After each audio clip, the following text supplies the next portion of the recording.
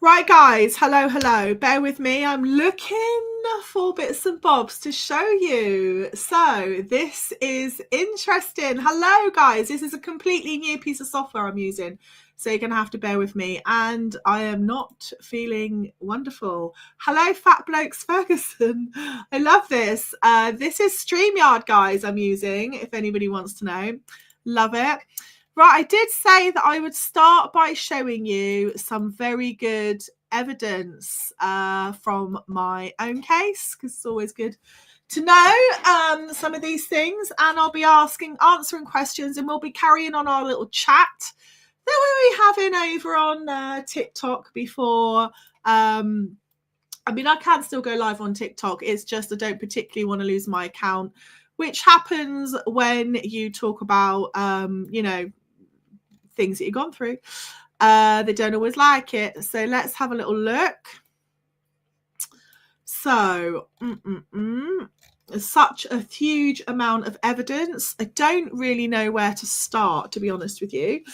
Guys, let me know the sort of questions you'd like to know. So we were talking today anyway about, let's put this in the background.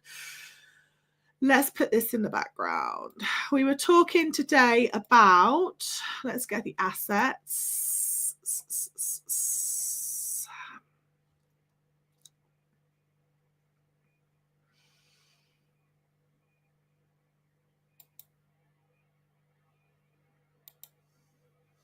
Here we go. We were talking today about whether or not you're going to be reassessed, yes or no, changes to that, all of that good stuff.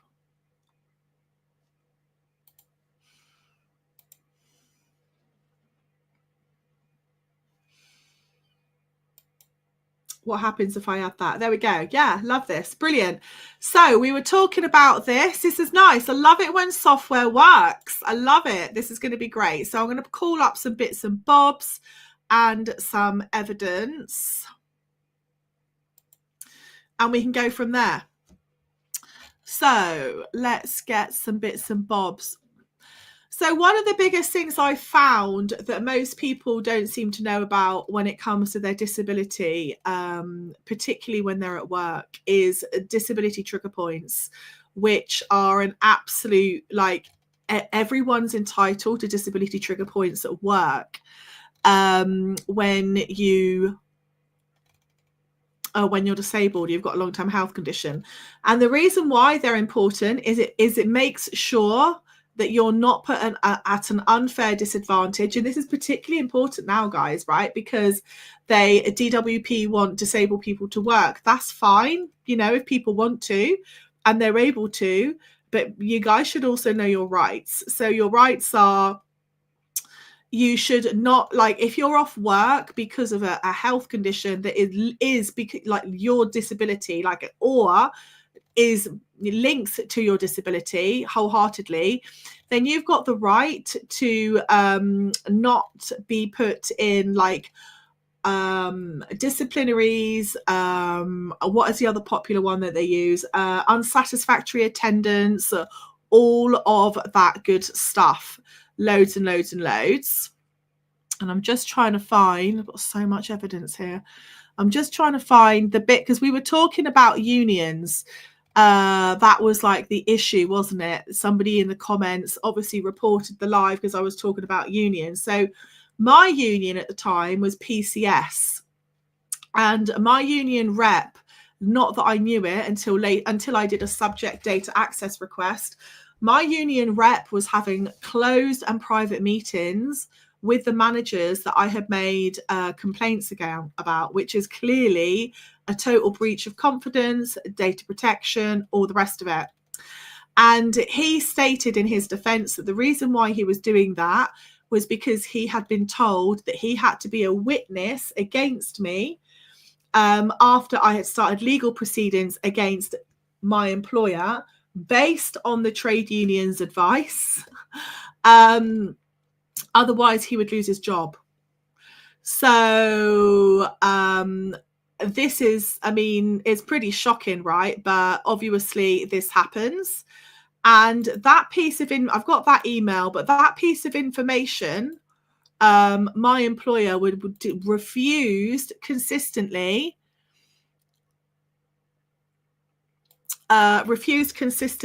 to produce in court like 100%. So I'm just coming to all of the good bits.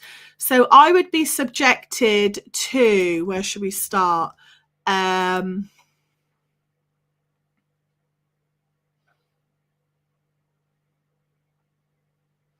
Hi Latalia, how are you, my lovely? I'm just getting to the bits of the good bits now.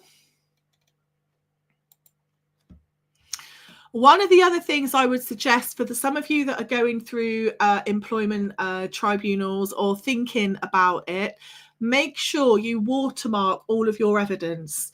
So like full page, and you can do it in Canva really easily. And the reason why you want to do that is because the other side will often like try and take your evidence and misuse it against you, shockingly. So now let me have a little look here. What have we got? What have we got?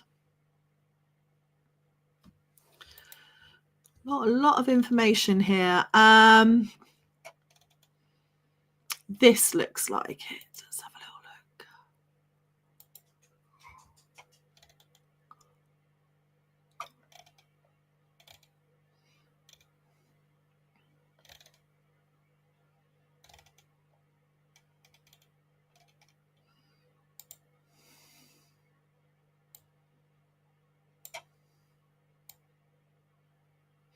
So this is a popular, I'm going to bring up a popular one here. This is a popular one when we're talking about adaptations in work. I just want to make sure I've removed certain things. I don't mind my name being in there, but I mean, all of the managers that I have mentioned anyway, they've actually been, their names have been mentioned in court, so they can't really not get out of it. Whilst I'm looking for that,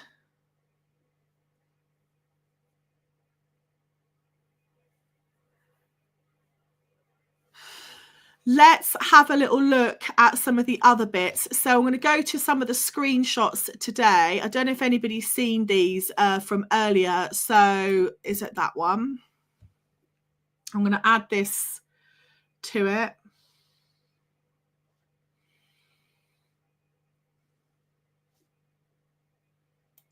Where are my notes from earlier?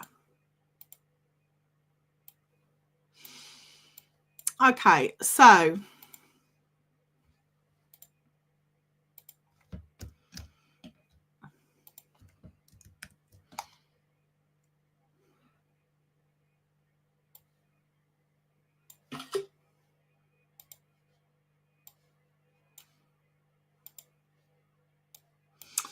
okay, guys. We need to take action. So the first thing is knowing like what they've said regarding, you know, what they've said and done regarding what they've said and done regarding kind of, I guess, what they shouldn't be doing. So let's add this. So this is a note from point 37 of what they stated. First of all, we will scrap the work capability assessment. This will end the state categorizing people into binary groups, which, by the way, is and labeling them. So in order to get any type of a benefit, you do need to be categorized, right? But you can't, otherwise, how can you prove that someone has been lawfully receiving a benefit or is not? Okay, so instead, can we draw on this thing? Oh, I bloody love it. Can we draw on it? No, hang on, let me just see. Can we draw on this thing? No, I don't think I can. Okay, right. It's this part at the end. Furthermore, we will be published. Further details will be published in the forthcoming white paper. We are not consulting on this measure, so they are 100% going to be removing the work capability assessment. I don't know what I've done there. What have I done there?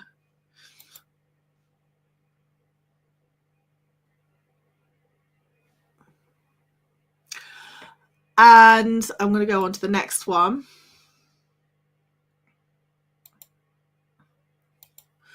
This next one is the one I'm kind of the most concerned about for lots of people.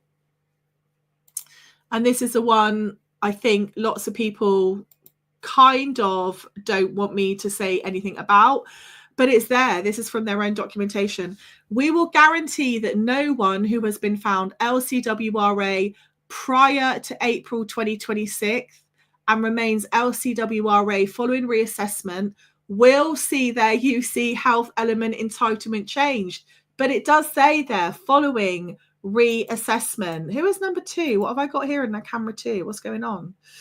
I mean, what do you guys think about that? What do you think about that?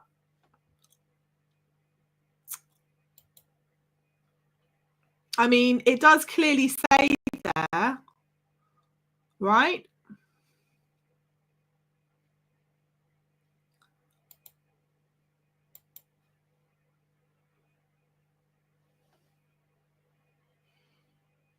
Let's go to the comments. What do you think about this?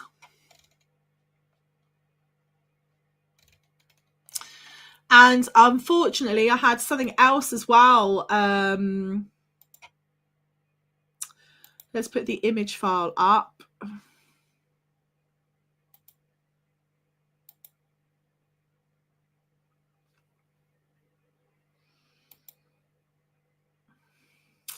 So this is one of my, this is a person I was talking about earlier. They literally got removed. They got taken out of LCWRA and were automatically put into LCW with no, like, nobody saying anything to them, like literally just done.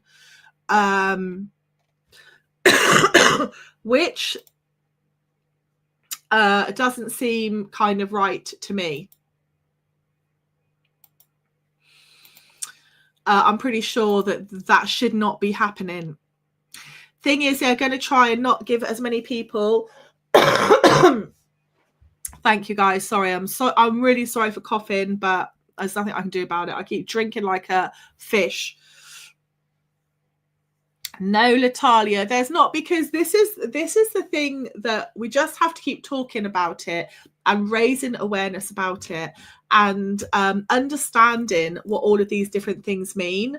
I mean, I think there is a lot of I think there is also a lot of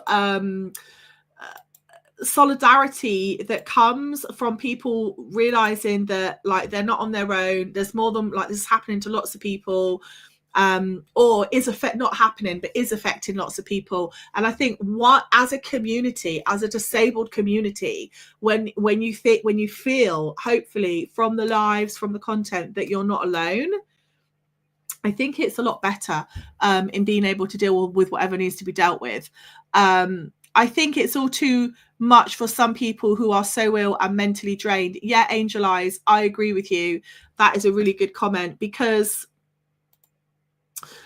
when, like, lots of people are ill for different reasons. I know when at the time I was diagnosed, like, obviously a few years ago now, but at my worst bullying from my employer, I was diagnosed as a GAD-7 level of depression, and I was suicidal at the time. I'm not going to lie. I could not have coped with half of, like, just daily stuff, right? So expecting people to take on kind of like doing this, doing that, writing this, writing that, for lots of people, they just, it's not that they can't be bothered. It's just that some people can't see the point when they're in a certain mental state. They can't see the point in it anymore, right? And I do, and I totally get that. So yeah, definitely. Latalia, Thing is, this is much better than your TikTok, isn't it? Because I can see everyone can see the comments now.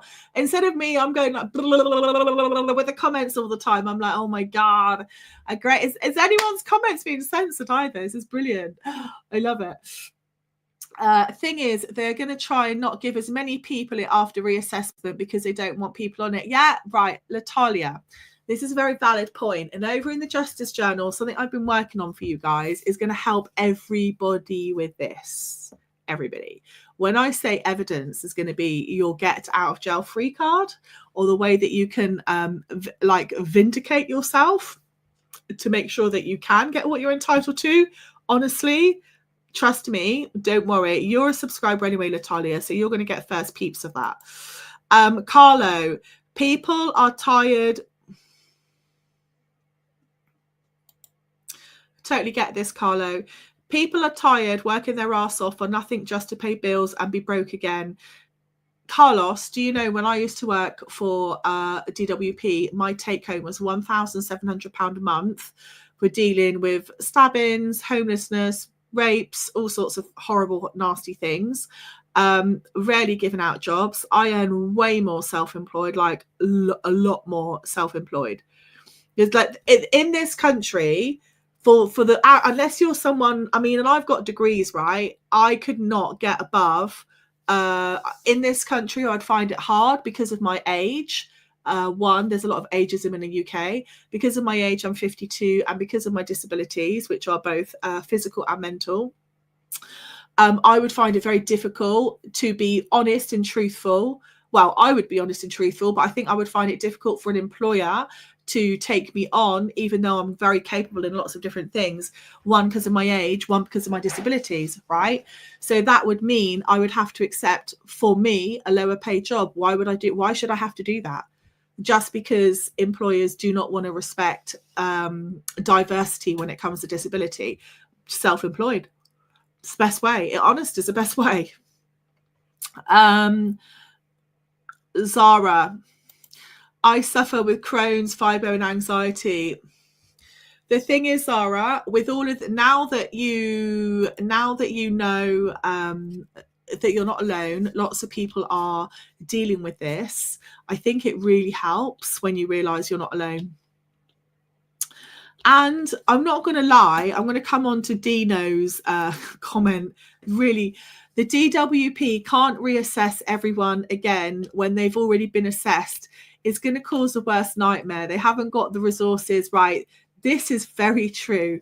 Like, even so, when COVID happened, I got taken on in COVID when I worked there, right? And then they got rid of loads of people, and they've basically got rid of everyone. And then they made lots of people reapply for their jobs. And I was already in the process of started legal proceedings against them at the time.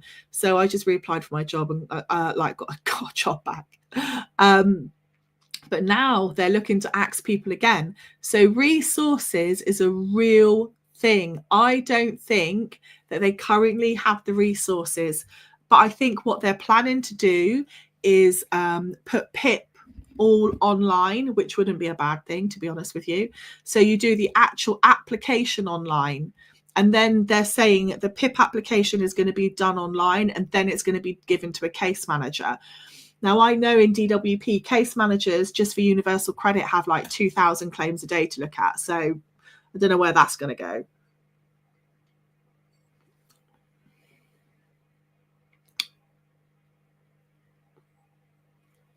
Angel Eyes, you'll be fine, honestly.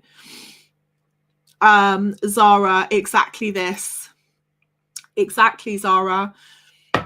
Again, knowing your rights and the rights for your son is really, really, really important. Knowing your rights. And again, right, it's not even about fighting the system. It's about knowing what your rights are. It's about empowering yourself with knowing, you know, okay, well, I've got this, I have this condition, and this is how it affects me adversely. Like, don't forget, guys, it's not the condition, it's how it affects you adversely.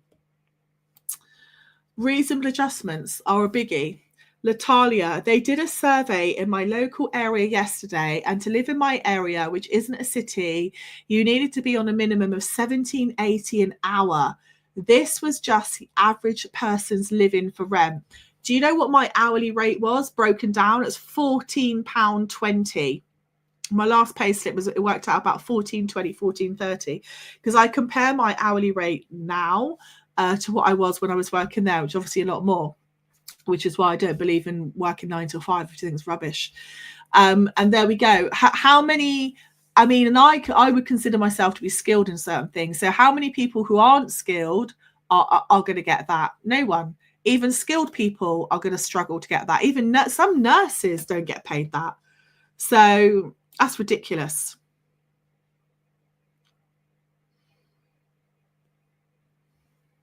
Oh, Sabby.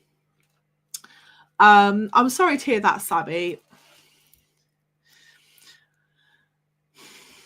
Exactly. All of this stuff is not good. It's not good for everyone. But obviously, there are nice things you can do for yourself. I hope you've got good support around you. Fat blokes, Ferguson. My job role changed because of my physical issues, and I went from 50k to 17k because I had to retrain. I went the wrong way by attacking my MD for telling me if I didn't like it, I could fuck off. Wow, that is so bad. This is so true. And this is what I was talking about earlier on my live. I coach a lot of people in business and help them start their business and help them grow their business. And the number one reason why most people are stepping out of the 9 till 5 from the people I'm dealing with is because they have a health condition or a disability. They're having nothing but issues at work, which is either going down the bullying and harassment route, or they're being having a situation like you where that in itself, offering you 17k right to 50k, you would have had you would have had legal recourse for them, because to do that, to offer you less because you have a disability, is direct disability discrimination. That is categorically putting you at an unfair disadvantage because of your disability. So they can give you a different job, etc., etc. But to give you less money, they would have to be very serious about that. That I'd be very, very serious about doing that. Angel Eyes, thank you. I think what you do is amazing. Oh, thank you so much. I understand everything so much more with your watching yourself. Thank you, Angel Eyes. That does mean a lot to me. I'm telling you, I get trolled so much sometimes. And it does, I'm not going to lie, it has a mental, I think this is probably why I've got all of this flare up. I had a lot of trolling the weeks leading up to it. I do get trolled a lot for speaking out, for saying what I think, you know. The problem with me is I just keep going, but then I internalize. And the internalization, and I think lots of people do this with stress, I just go, oh, well, blah, blah, blah, think I've dealt with it. But I have learned from therapy and things in the past, but what you actually do is you internalize it. And then that's when mentally I'm not affected, but my body is, because I will might not sleep very well. So I'll just get up and I'll just go and do some work then, you know, work or this or that on my business. And that's not good because I get burnt out quite a lot. Anyway, but thank you. I do appreciate that. I just want to help as many people as possible, because I know in my darkest flipping days, when I was going through firstly, I was diagnosed with a mental health condition. I already had a physical one from my car crash, and then I got diagnosed with a mental health condition, and I took it so badly. I was absolutely in denial, right? I took it very, very badly, and I was like, yeah, it's not me. It's definitely not me. And then obviously when you learn about conditions, you go, yeah, that is actually me. But I had no support. So I was depressed. I was having to wrestle with this new thing that I've been told I had. And I was just being absolutely bullied to no end at work, and harassed, and just to the point that I was feeling like I just couldn't cope. And it is such a horrible place to be. And because of where I was working, I could not talk to anybody. I couldn't speak out about it. I definitely couldn't go online about it. And I know if I'd have had the right support, I could have probably not have been in certain places in my head. I mean, luckily for me, I'm sort of a widow to 2 boys. If it hadn't have been for my children, I think things would have been very different. But that is why I created the Justice Journals. It isn't like to attack the government or anything like that. It's just to let people know what their rights are, what their entitlements are, and also offer different pathways, right? Like access to work, for example. Access to work can be for going to work, staying in a job, starting self-employment, staying in self-employment. At the time that I started working for DWP, it was in COVID. I am self-employed, as you know. One of my businesses, like everybody's business, was not doing well. And because of COVID, no one told me about access to work. I should have been told about access to work by the job centre. There wasn't any. So like the whole of the UK, right, I was having to claim universal credit for a certain period of time. And when I was working for universal credit, nobody told me about access to work. Do you know how I found out about access to work? On TikTok. And it was actually somebody that had seen my other account, not the Justice Journals, my other account, and said, oh my God, will you help me? Will you coach me in my business? I've got access to work funding, but the coach isn't turning up, da, da, da, da, da. And that's how I learned about access to work. I didn't know about it before. Now, you think if I'd have been told about that, if we could just turn back time, I could have had that money, used it in my business, not have worked for DWP, not have had to have gone through a 2.5-year lawsuit, not had to have then, because I did not have a mental health condition until I was working for them. I then got diagnosed with PTSD, depression, and an adjustment disorder because of the bullying, the stress, everything else. I could not have had to have gone through all of that, done a lot more, if I'd have been told about access to work. So I hate to say it, right, but the punchline for DWP is making sure that the most vulnerable people of our society get access to the things that the resources and the incomes and the things they need at the most valid points in their life. I mean, it's just a flipping joke when I think of what I was subjected to and what I went through. So that's why I want to let people know what they're entitled to and how do you go about exercising your rights, because not everybody is literate. Like not everybody knows, okay, how do I actually put in words that this is affecting me adversely? Learning how to do that and knowing how to do that is my next endeavor. So that's what I'll be working on next. Sorry guys, I went on a long one there, but it is what it is.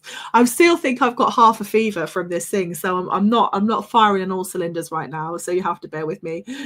If someone drops out of LCWRA group into LCW group, will they still get the LCWE element?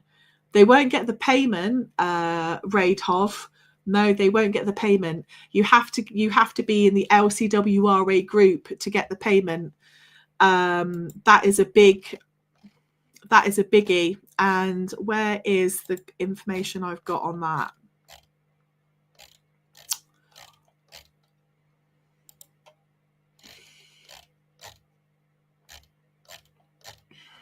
The stuff from the government is quite expansive here. Can I just drag this into here? Let me see. No, maybe not. So going to the government's bits and bobs.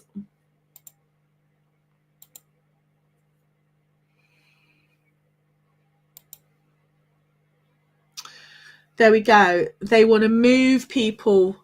Total move due to removing the LCWRA mobilising descriptor. So this, by the way, this is a table from what they were intending to do before the Supreme. So this is from the original Green Paper, sort of 2024. This is before the Supreme Court ruled that they couldn't do this. And you can see now, I mean, I don't know how this is going to be dealt with, because they tried removing the mobilising descriptor to get everybody to go from LCWRA to LCW. They got told off by the Supreme Court. The Supreme Court said you can't do that. It's unlawful. You're not allowed to do that. So now what they've done, they're still going to move people from LCR WRA to LCW, but not by using the same tool, which was the work capability assessment. They're going to be doing it by using the new eligibility criteria. Hello, Tina. How are you, my lovely? How are you? Let's get some extra image files here to have a little looky at, because the facts never lie.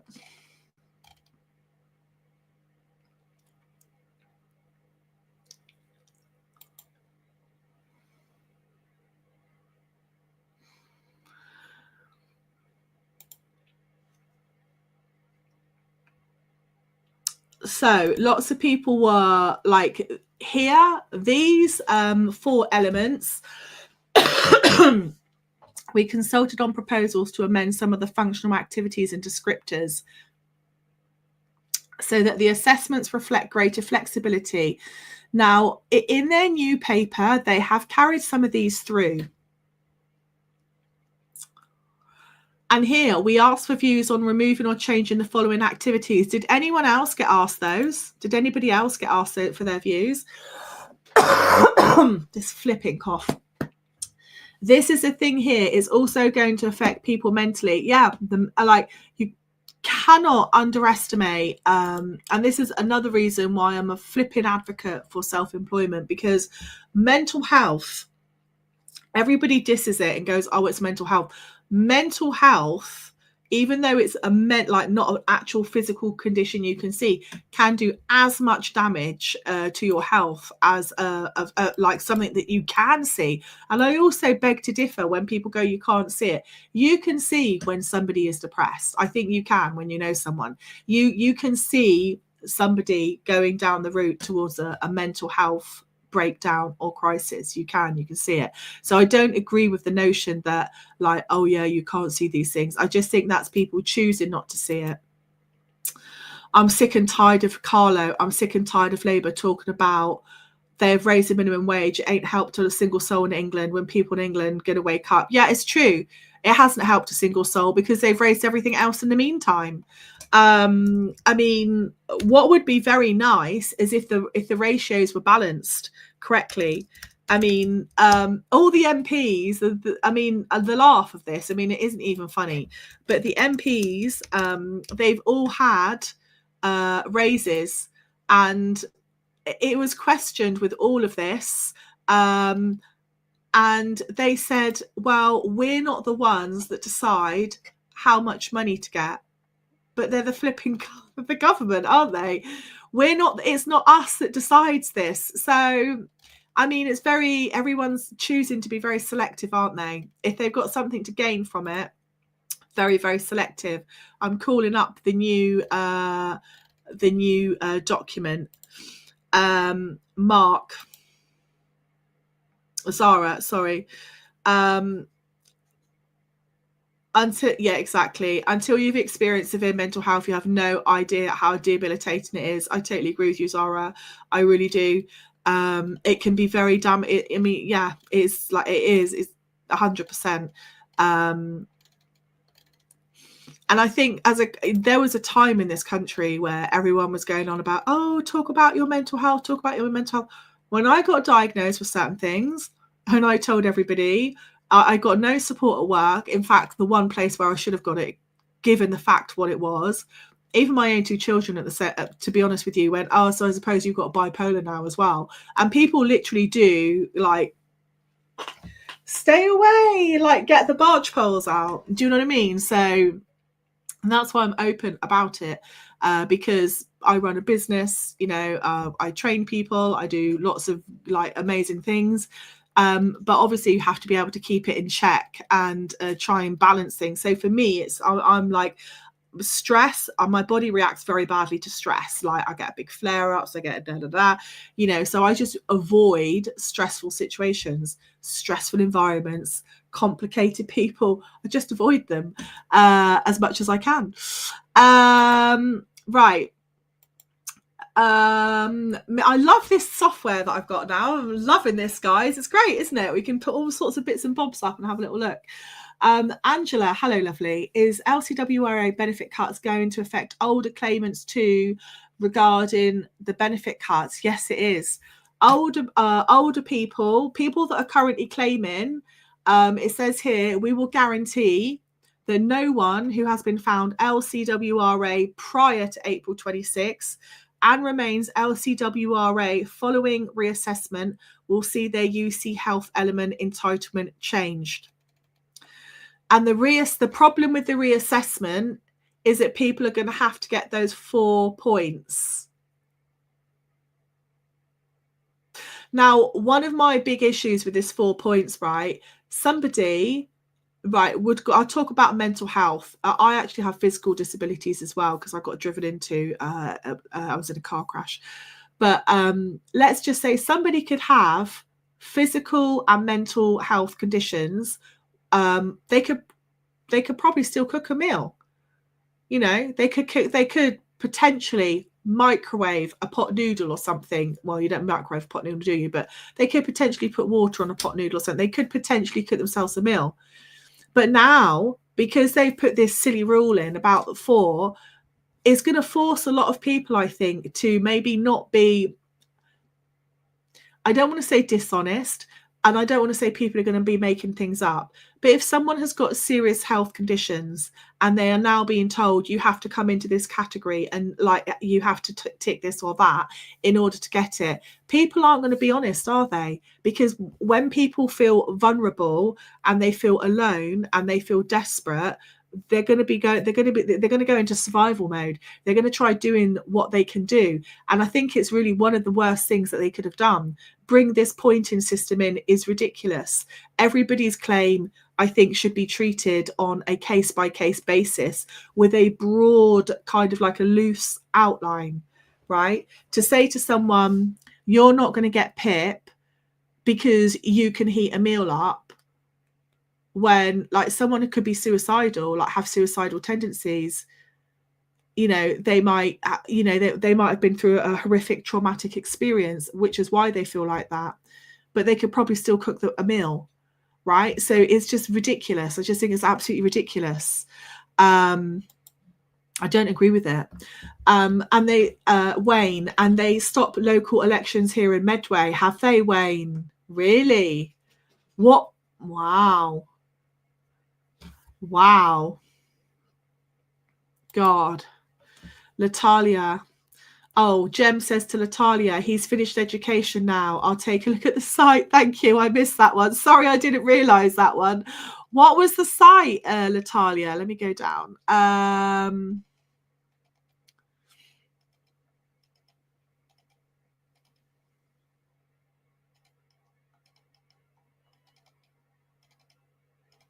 Got doom scrolling. Oh, you don't need groom. You don't need to be doomed, mama. Oh, what's this, Jane? Oh God, I've missed this comments. How's the comments coming on this thing? I'm bricking it. They've a solicitor. Who's lied? Oh, let's get to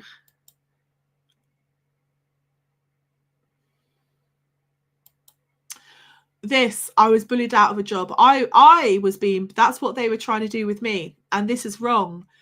This is the awareness that I want to bring at my deepest days. When I was having therapy, I would just be in such a state, and my therapist would have to say to me, but what you're being subjected to at work is not right. That behavior that those people are doing to you is not correct. So, you know, and it's sometimes like, I'm very much one for the therapy, guys, because sometimes you need someone outside of the situation to help explain, like, get that balance back, because you can't see the wood for the trees, especially when you're in an emotional state. You cannot.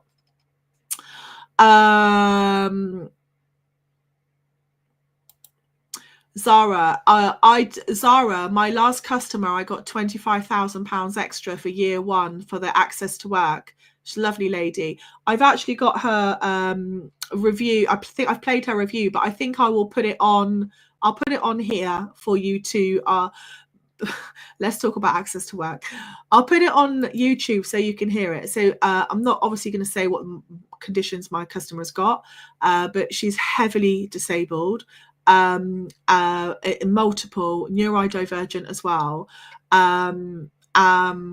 She is self-employed, and she was offered a very low amount. I think it was £3,000, and I was like, yeah, no. No.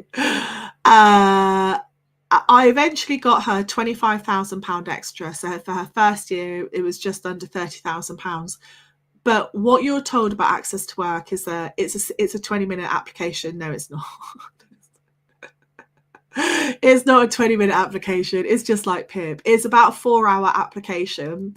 And then you've got all the backwards, and you've got all the, like, if you suffer with ADHD or anxiety, right, and you do the application and like you find it easy, come and let me know. It's not an easy application to do. And also how you word things on that application is just like PIP, right? You have to evidence why you need these things. So we got all that money, but it took like 15 letters in the end. And I think my final letter was and also we had clearly detailed the case for this person, and they came back with a spreadsheet for her to fill in, and I said no one's filling in a spreadsheet. We're not filling in a spreadsheet. And it was literally, how many hours a day are you going to be doing this, and and how you feel. And I said, no, we're not doing that. That's not happening. We provided you the information. You've got the legal information. You've got the medical information. No one's filling in spreadsheets. Not her, not me. There we are. And if you don't deal with this, I'm going to bill you as well for every letter that I've sent. So the invoice will go up. So trust me when I say it is not an easy task, access to work. So yeah, if you're serious about it, Zara, make sure you register on the Justice Journals. I do have an online form for people to fill in, and I will take it. I can take it from there. Right, I was trying to find out what this thing was for from Jane, 100% Italia. It's so unfair. The thing is, these trolls, guaranteed, as soon as things go wrong for them, they will be your biggest fan and needing help. Oh, Angel Eyes. Yeah, I lost my husband as well. I got very badly trolled. So I was getting trolled really badly on TikTok, and I was getting bullied at work. I had all of these diagnoses I was given, and then I lost my husband. I was like, the world is just imploding right now. So, and honest to God, I could not get do you know, this is why I love TikTok. TikTok was like my saving vice. The community as much as I don't really like the admin on TikTok because they're a little bit anal, I think is probably the word I would use. But the community on TikTok is amazing, right? Like it is. I moan about the trolls, but trolls are trolls. But the community on TikTok's really lovely. I'm on LCWRA, but I've taken on a job from home. Yeah, brilliant, Jane. So as I can't live on how little I get, and I don't like not working, it's so hard, only going to get worse. Thank God. Oh, Jane, thank you. Oh, bless you. That's kind of you. Thank you so much. But you might really enjoy, you might enjoy doing a little online job. And this is one of the things I go live, because otherwise I'm like, apart from my coaching customers, I'm like talking to computers and programs all day. So you know, we all need certain things, don't we, in our life, right? So you might go, I really like doing this online thing. What you might learn some skills, or start doing some extra things and go, flipping hell, I'm really good at this or good at that. How can I expand on that? How can I do that?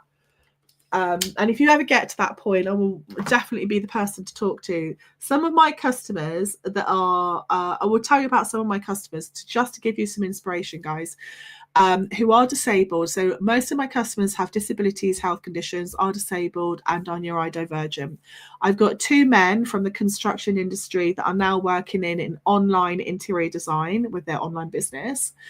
I've got a former social worker and NHS responder, and now who dug herself out of £150,000 worth of debt single-handedly, now building a business, showing people how to do it. Brilliant. I've got another lady who was a mental health nurse, and she left the NHS because it was not good for her mental health, ironically, and started a dementia care unit and now helps other people do that. I've got a stay-at-home mum who's got very bad agoraphobia, never goes out. Her business is in creating educational online resources with for parents and teachers and children. What else have we got? I've got someone who is a carer who is currently helping carers create their own caring business effectively. So like loads, like when we're thinking of an online business, it could be so many things. And I truly believe that people have got something inside of them, lived experience, previous job, a passion, that with the right support, training, everything else, they can turn into being a really viable business, right? Most people don't need to be earning like 50. You see these claims go like 100 grand a month, but I mean, let's be realistic. £5,000, I think, is the bottom line in the UK now. Because if you're renting a house or you're paying a mortgage, that's going to be £1,000, £1,500. Council tax and prescriptions, that's going to be like, that's going to take that up to £2,000. All your utilities, that's going to be £3,000. Food, especially if you're a family, that's going to be £4,000, and maybe £1,000 left over to deal with other bits and bobs and maybe saving. So I think £5,000 is an average if you don't, like, if you want to be out of that cost of living crisis. So I think 5,000 is quite a real goal, to be honest with you. 5 to 10. I mean, building a business is online work. Lots of people make it look easy online, and it's not. So if you're going to do it for £2,000, you might be thinking this is a lot of work for £2,000, but for 5 or 10, it's definitely worth it.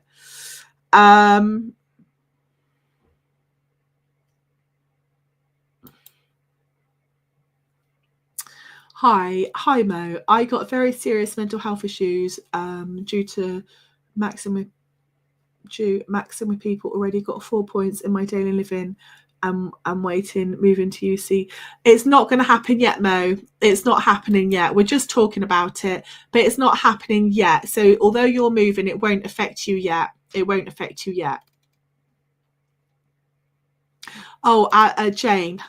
Ali, I'm saying my employers have lied loads in tribunal paperwork. We could do a whole live about this. In tribunal paperwork to try and make things go in their way. I'm bricking it. CCB office next week. Let me give you some tips on this, right? If they have lied in the tribunal paperwork, right, you just note it. They're entitled to put their evidence before the court. So are you. So make a note of everything that they've lied about. And when you need to be working out your questioning for your cross-examination. So by that, I mean, if they've put evidence out and you think it's not true, you need to be walking them into their lies through cross-examination. That is the number one place. And yes, most employers start becoming like Jack and Ori, I'm not going to lie, fabricating documents, writing things down that didn't even happen. I was looking at some of mine here actually before I went live. I mean, I don't even know how much I should show because it's rather damning for that department. To be honest with you, I was going, considering I was a disabled person, I was going through, I'll probably share a bit. considering I entered that organisation as a disabled person. Let me see.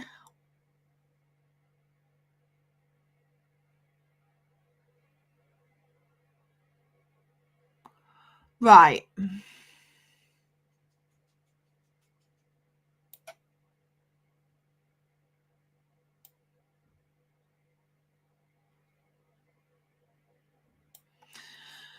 Okay, let's have a little look at this piece, shall we? Let's have a little look, shall we? Here we go. So this person's name has passed in court, but I am going to take it out because I know DWP are on my tracks. So let's not give them too much scope. Here we go. Right. The person's name who has been blacked out came to court and said that, and wrote in their witness statement as well, which I could probably pull out. In fact, I think I have pulled, I think this is an episode 1 of the Justice Journals. I think I have put them 2 side by side. So this person came to court.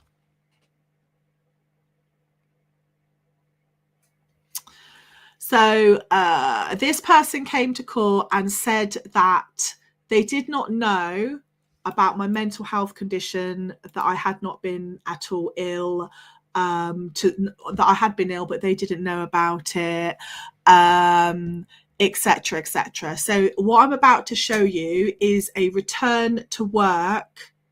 What's it called? A welcome back discussion with the same manager, by the way, the same manager. So there we go. So Jane, when we're talking about people not telling the truth, you can clearly see the dates there. So absences over the last 12 months. The first thing here is that these absences are not showing my disability trigger point because I was never recorded one.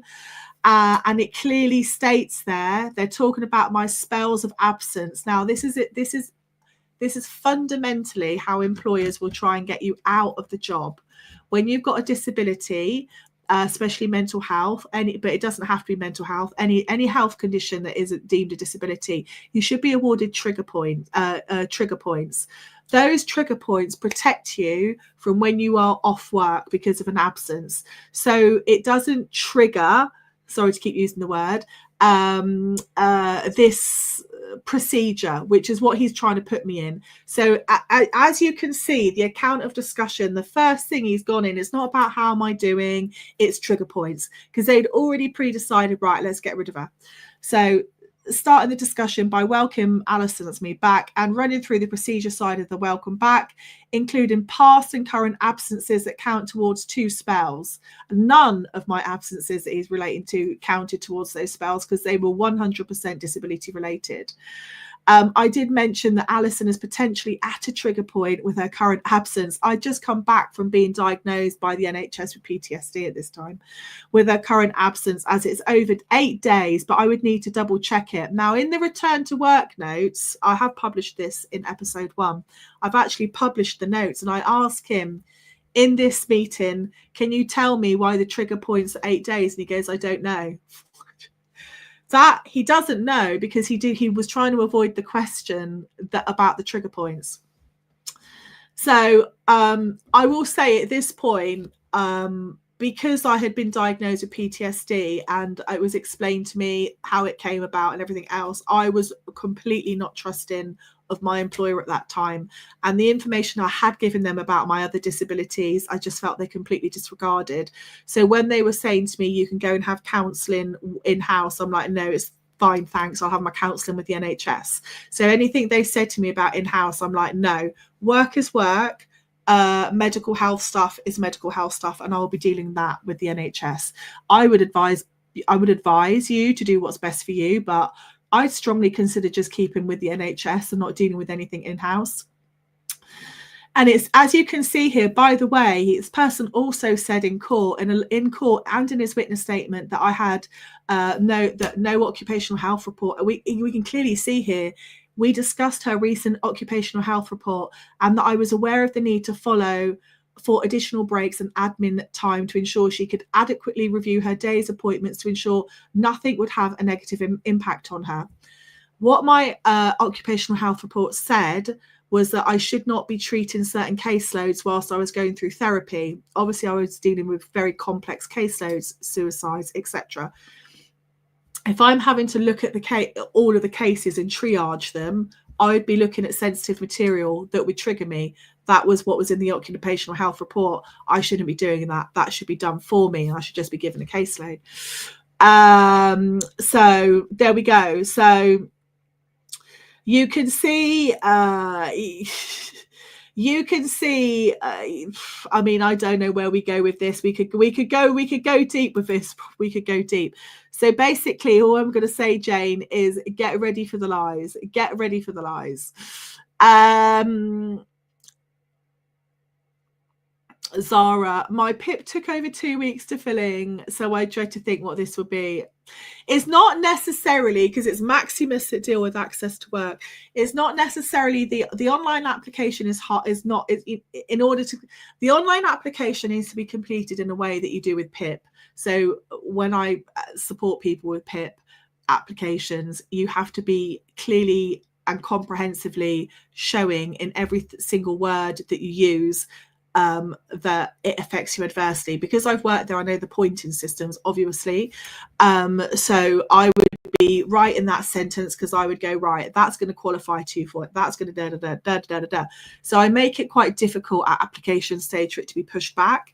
But when it's pushed back, because I also know that element of equality law, whereas lots of claimants don't, or some claimants do, but they're too scared to say anything because they worry, thinking, oh my God, you know, if I say this, you know, if I push back or I complain, am I going to lose everything? Which is a real dread, right? People feel that dread, and it's totally normal.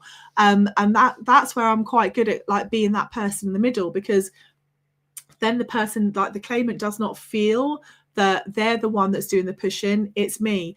And then, you know, it's very difficult for anything to happen to them. I mean, it shouldn't happen to them anyway, because that would be discrimination. I'm loving my new job. I know. Jane, wait till the summer comes. Oh, it's lunch break. I'll just pop out to the garden in my flip-flops and pick a radish from the pot or whatever. I don't know. You'll love it. I live near the beach, so when I used to work there, I used to go to the beach at lunchtime, which they all used to hate. Sorry to hear you went through all that. I went through exactly the same and took BMW Group to court and won. Well done, Carlos. Power to the people. The lies they come out with in court was horrendous. I know. You've got to start watching Netflix, guys. This is the only thing, right? I watched loads of barrister training and stuff like that, because I had to be my own barrister. One of the things I will say is you've got to have a poker face, and you've got to be really polite. It's amazing how you can walk someone into their lies and get them to admit things because they're slightly nervous because of court, and they're being cocky because you're being nice to them, not overly nice and not sarcastic, but just polite and nice, instead of being defensive and going in for the attack, because that makes people clam up in court. So but you've got to be good at the poker face, but you've also got to be ready for the character assassinations. I mean, I was rolling my eyes. I was in court rolling my eyes, and I got told off by the judge, and I just said, well, honestly, I said, the legal team's wasted. You should be writing fiction. I'm handing it to you now. As an award-winning author, you should be writing fiction. You're wasted in the legal department. You're wasted. And I got told, you're going to be in contempt of court if you carry on. But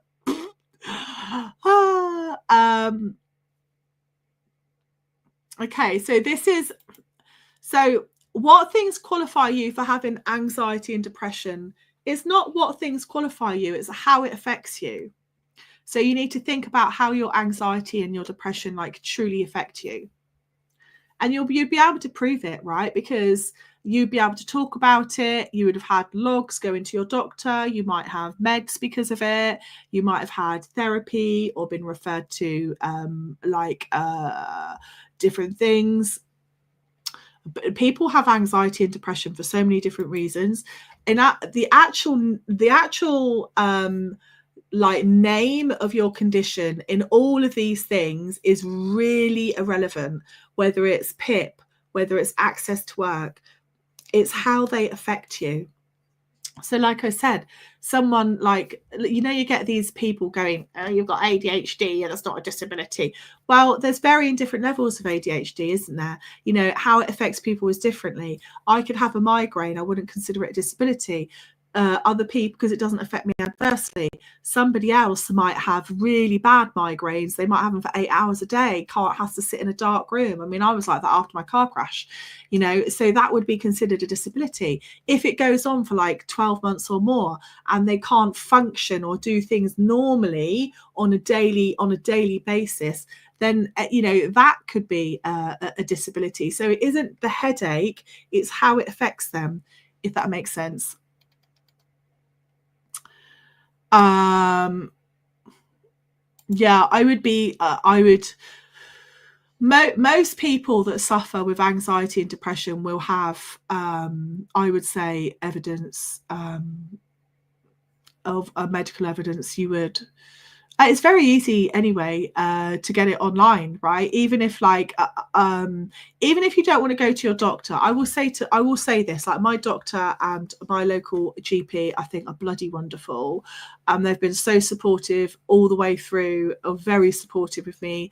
On my second week in court, I thought I was having a heart attack. I'm not gonna lie. My feet went into like cramps. I couldn't actually walk. And I just thought, oh my God, they're not going to believe me. I woke up, I've never had it before. And this is actually called a stress fracture, which I later found out, but I didn't know it at the time. And I thought, oh my God, I can't get out of bed. I can't I can swing my legs around, but I can't put weight on my feet. It was like, I was like claw feet like this. It was weird. And I thought, they are really going to think I'm making this up. They're not going to believe me. And they didn't believe me. And the judge said to me, I had to go to the doctor that day and get a medical, you know, signing off from the doctor. You all know how hard it is to get. And that was the day before she said that. So it was the day before for the following day, the previous morning for the following afternoon in court. You know how hard it is to get an appointment with the doctor the next day, really hard. And when I got it all and I sent it in, she read it out. I will never forget, because I was in court on this massive, bloody great big telly, and I just felt like my face was so big on the telly. It was so bad. And then she read it out and she went, oh, so you've obviously gone down to the doctor and said, da, da, da, da, da, you've got da, da, da, da, da. And so what I'm reading here, this diagnosis from the doctor, is exactly what you've made them say. I don't know any other doctors that actually let the patients tell them what their diagnosis is. So having like a good doctor, good support, a good therapist is worth its weight in gold, because I'm telling you, when it comes to dealing with bad employers in tribunals, you're going to need it. You're going to need the support. Yeah, 5,000 grand, and you still wouldn't be living like a king or queen in the UK. Exactly. 2 grand a month is not enough. No, it's not. It's not enough. It's not enough. I mean, and that, by the way, the 5 grand, when you look at it, that's not even including a holiday. That's not even including money to put aside for like a car, right? Car depreciation, or moving. We all know, especially if you're disabled, how hard it is. Like, moving costs thousands, because I mean, me myself, I can't lift anything. So it's not, then like certain things they're just not like simple cheap things. Everything costs more, everything.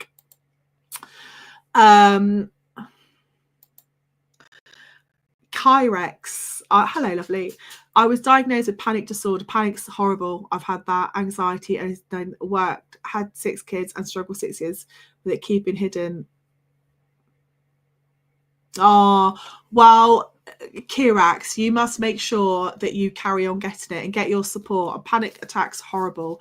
For people that haven't ever had panic attacks, because I think a lot of people think, you know, oh yeah, panic attacks, you know, you can see the eye roll. I had them when I started working in the job centre, and it is the most debilitating feeling ever, thinking that you literally cannot breathe because your throat, well, for me, my throat starts to close up. You literally feel like you've swallowed 2 tennis balls and they're slowly getting closer and closer to the point you can't breathe, and your heart races, your heat goes up until the point that you like normally pass out. And it's very difficult. They're very difficult to overcome. Kirax, I will say though, I learned loads of coping skills on how to talk myself down from panic attacks with therapy. Loads of things you can do. Just instantly thinking, what did I have for breakfast today? Like smelling salts, something cold on your wrists. If you're in an environment where you can just go and run, you like cold water under your wrists or things like that. Literally, you need to interrupt the brain. It's intercepting in the brain, so you take the brain out of the fight and flight mode, which is where the panic attack will generate itself from. But obviously get yourself some nice support, lovely, because it's not those 3 things together are not nice to have, but with the right support, you know, you can I wouldn't necessarily overcome them because I don't know why I've got them, but can get a little bit, you know, have better days, shall we say. I've answered that one. Yes, Wayne. Wayne knows the way. Exactly.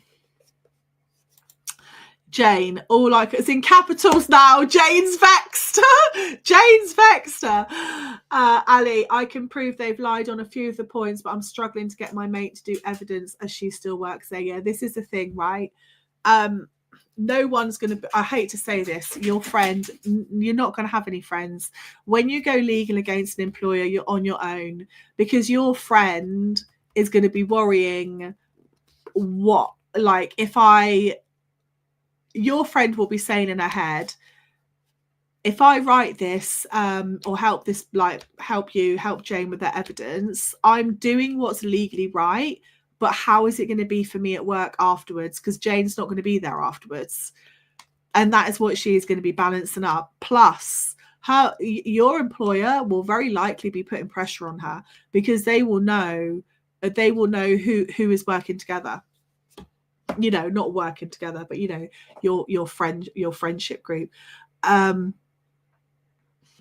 I'll do a subject data access request and see if you can get some evidence from other means, so that if that falls through, you still got some other things.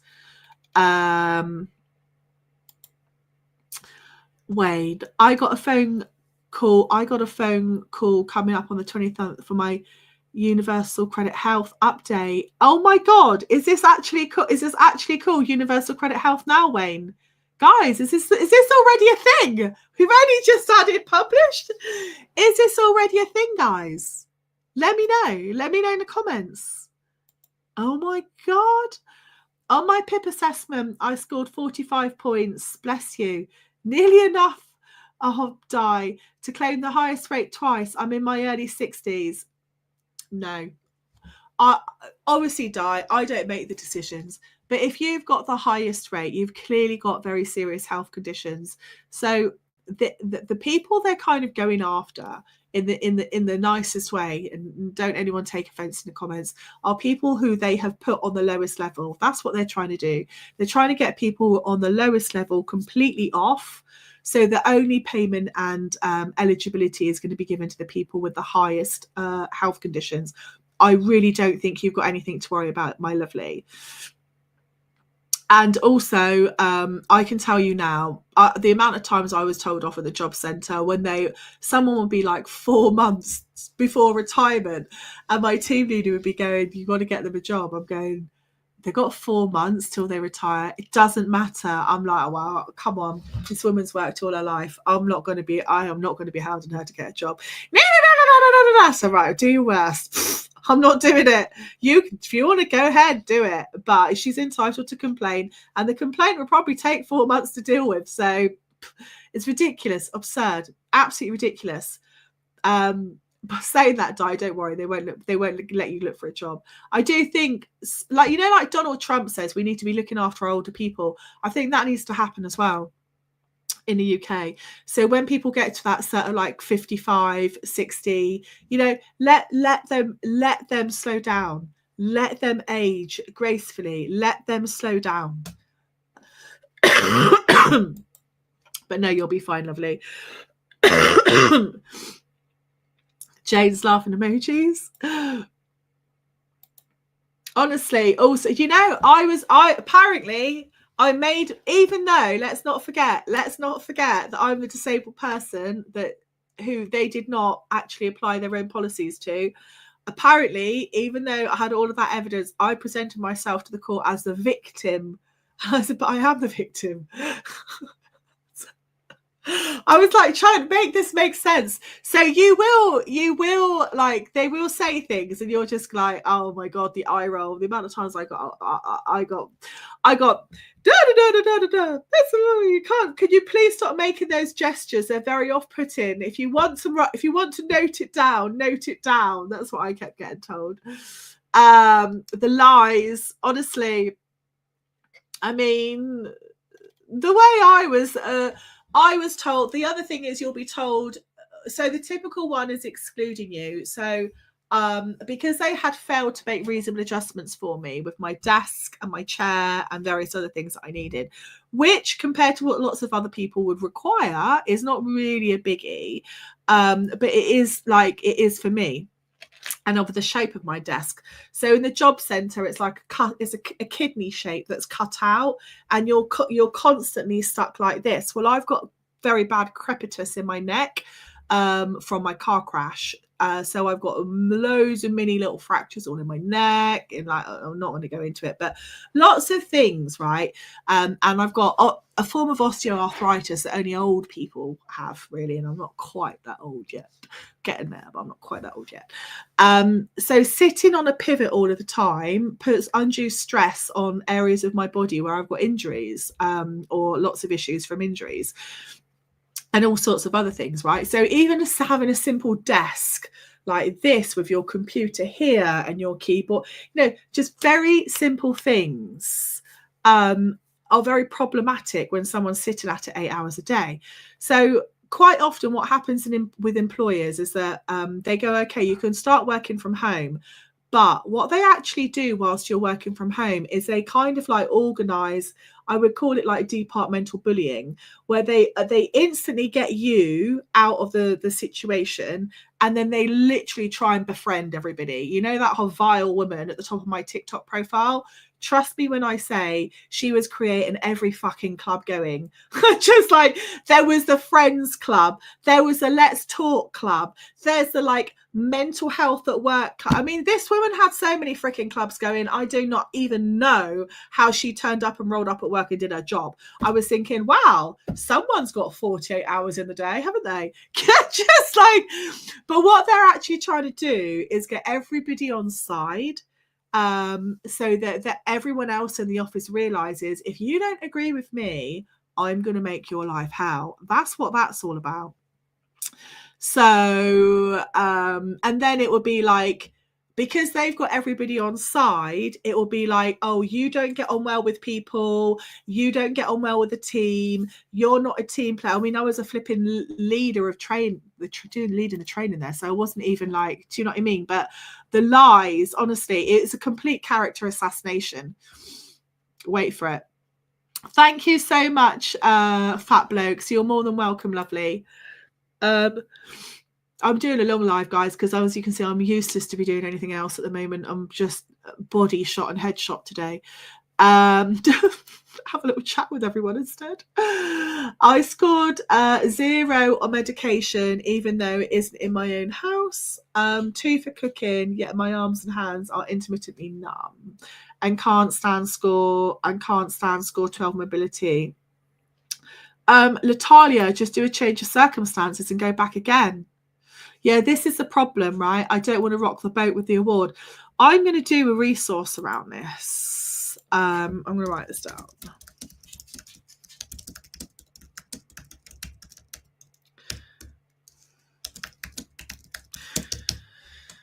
Because in effect, that is effectively making someone not do something under duress. So I'm pretty sure that there is a legality around that, which is wrong, because disabled people should be entitled to their rights and not be made to feel like that. That's the whole point of discrimination law, so that disabled people aren't put at an unfair advantage. So not being able to duly claim everything or go through the change of circumstances or raise a change of circumstances because you fear you'll lose your whole award.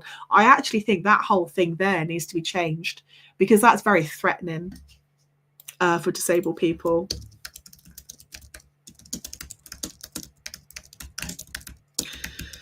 Let's write that down for my notes. Right.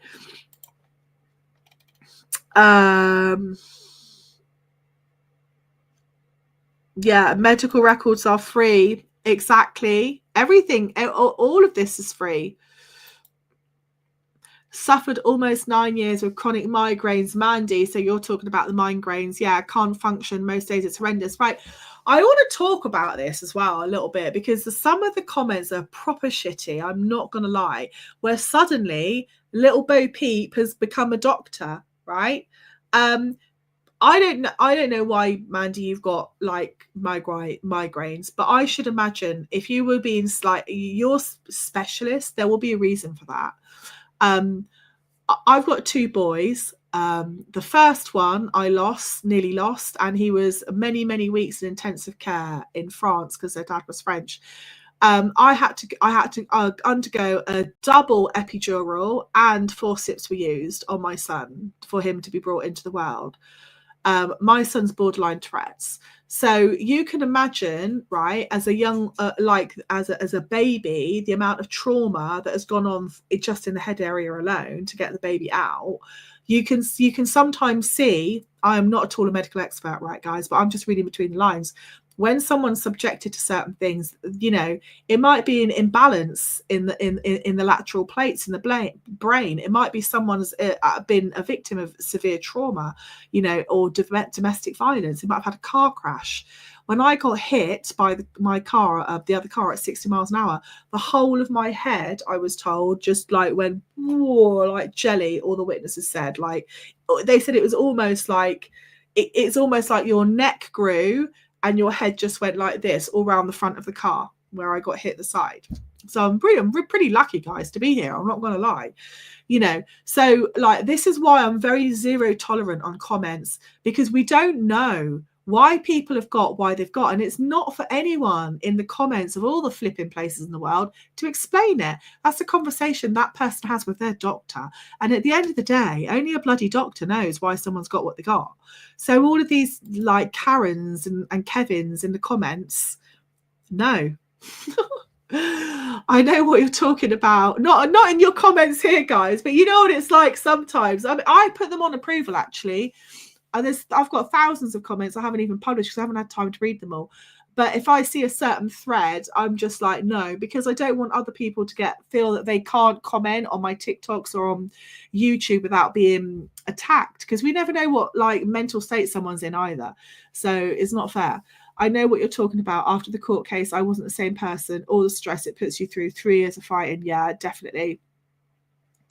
I'm telling you, I'm going to be one day, I'm going to be doing a whole new YouTube, like it's going to be called Slow Living. And trust me when I say I'm going to be a seaweed farmer in flipping Tahiti or something with a straw hat. Thank you very much. I'll be very happy doing nothing. So I'm waiting. I'm waiting for the slow living. Like, people are like, oh, what am I going to do when I'm going to be retired? I'm going to be like, nothing. I'm going to do nothing. I'm going to love it. Claw feet, that cause hyperventilation. Is it from extreme stress? Yeah, it was so weird. And even I felt like fake, because I've never had it before. I've never ever had it before. But I had loads of pains like the days before, going up my arm in court. And I just thought, oh, this is just a court thing. The court, what do you call it? Not the ushers, but the people, they had to go and get me some Coke, like Coca-Cola, because I was passing out. I hadn't eaten. And because you just didn't really feel like eating anyway because of all the stress. But yeah, I was getting really giddy, and they were going, have you eaten today? And I'm like, no. They said, when did you eat last? I was like yesterday afternoon. So, and the judge was very like, it's like they make out like you're making it up, but it just came over me. I was fine. I was literally just fine. And then I just sort of, a bit, it just came over me like a wave, right? But they just think you're spinning a yarn all the time. I have 3 invisible illnesses, and trying to get people to understand what my symptoms were and why I can't be at work was ridiculous. Do you know what? I've got one of the people at work, where is it? One of the people at work, for one of my pieces of evidence, it was an absolute swine, this guy. And he came to work. He kept writing in the Teams. Like, I had a lot of bullying in the actual Teams communication threads, and they would say things like, "Oh well, we can't all be at work and read the policies, can we? We can't all sit at work all day reading the policies," making out I was doing, sod all at work. It is pretty shocking. I was shocked filling in my PIP form. I have 13 illnesses. Didn't even realise I had that many. I laugh, but I feel sorry. I laugh, but it's not like it. I laugh, but it is not serious. So I'm going to give you I'm also going to give you an idea of the bullying I had when I was at this, just a little taster. Right, so I am going to remove the names again. I don't have to because they have passed in court, but let's try and do the decent thing. So let's just remove their name there, and I'm going to remove right.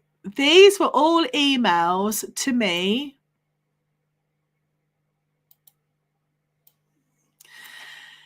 These were all emails to me when I was off work, right? I'd been signed off work.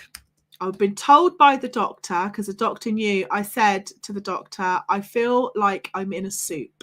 I feel like I literally cannot cope anymore. I know what they're trying to do. They're trying to provoke me into an argument. I'm not gonna do that. I'm not gonna raise to the bait, because then they can turn around and go, oh right, that's gross misconduct, you're spoken badly to your manager, I said, I'm not going to do that, but I'm just feeling the pressure of having to bite my tongue is really pushing me down. And he said, right, that's it, sick leave straight away, no answering emails, no answering the phone. And they kept saying to me that if I didn't answer the phone and didn't respond to emails, that I would be subjected to a further disciplinary upon my return. And I will never forget that. I will never forget the email. And it started like, attendance management is a fluid process. So attendance management is a policy that's used in work to basically deal with an employee that's got bad attendance. When I was off work for PTSD, like PTSD, I'd just been diagnosed with it. So this is a screenshot of the emails I received from my one manager at the time in 3 days. And you can see the frequency of them. And then also I got threatened by a welfare check. And I'm going to print this out. put this on. This manager came to court and lied through her snaky teeth and said that she never said that she was going to she never ever sent an email subjecting me to a welfare check. So let's have a little look at that, shall we? So she was basically threatening me, saying if I did not respond to her emails when I was off work on sick leave, she was going to turn up at my house. They did actually come to my house, by the way. So there we go. So this is a screenshot of my email box. So as you can see, it's all the same person because it's got the same colour on the left-hand side. Tuesday, the 5th of the 4th. So that's 1, 2, 3, 4, 5, 6 emails on Tuesday. One on the 4th, one on the 29th, and then 1, 2, 2 on the Monday, and then 1, 2, 3 on the Thursday, and another 2. And then you can see there, welfare check. Can you see that in the middle? Now, when this person came to court and said, no, I cross-examined her, and she goes, no, I didn't say that. And then I thought, when I was standing there and I'm going, yeah, you did. But I couldn't find it in the bundle at the time. And I was like, yeah, you bloody did. And knowing your bundle, by the way, and all your evidence is very important, because if you can't put your finger on it there in that moment, it's really difficult to re-challenge it. But I did re-challenge it, and I re-challenged it under perjury. So I said, she's perjured. I said to the court, this witness has perjured herself in court. She stood on the stand under oath and said she did not threaten me with a welfare check when she did. And she said no. I said, okay, I'd like to recall her back to the stand. And the judge said no. And I said, why is that? Oh, she is neurodiverse. She finds court very stressful. Oh, well, I was like, and I what then? I what? So you could not make this up. I'm telling you guys, Jack and Nori all the way. Thank you, Kirex. Again, it like helps people see, right? It happens. It can happen to us all. In court, exactly. In court, Carlos, this is the best advice. The best advice. Honestly, I had to really train myself not to smirk because, and I'm not a smirker, right? But I was so sure of myself because I knew I wasn't lying. And when they were coming into court, I'd worked with these people, right? And they were absolute B's and B's, bitches and dinners, you know? And they would come, the play acting, give that person an Oscar. They would come to the stand and it would be like,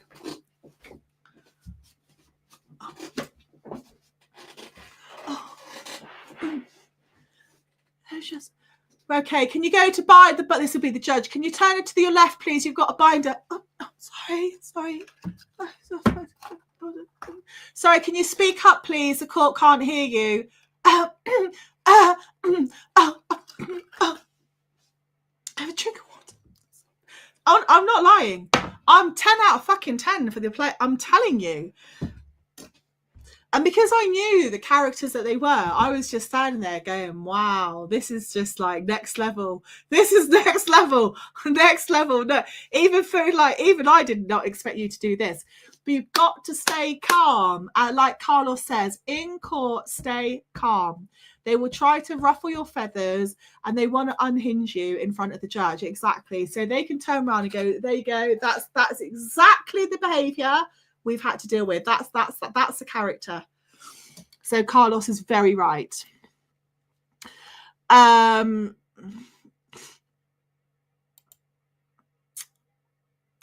thank you. Say it how it is. Much appreciated. I haven't even got started now, guys. Don't forget. I haven't even got started. So I've got the website to like release certain things for you guys. So this is like, you wait till you see what's coming. I'm worried about PIP. I'm being reassessed again. And previously I got awarded the enhanced rate. So everything that's related to PIP is not going to be happening right now. So this thing here about the reassessments for current claims, that's going to be based on the current criteria, not the potential.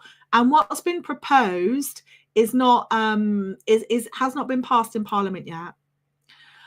Carlo, don't worry, I'll stay calm. if it's really getting to you, you just have to ask for a toilet break. I did a few times, and I would just go there in the toilet. Cold water on the wrists is always a good one as well. And just stand in front of the mirror and talk to yourself. It works. I was informed many years ago by my support worker that you have to put down worst case scenarios. Yeah, you do. You do have to put down, you have to write it as if it's your worst day. Your worst day. Yeah, you do.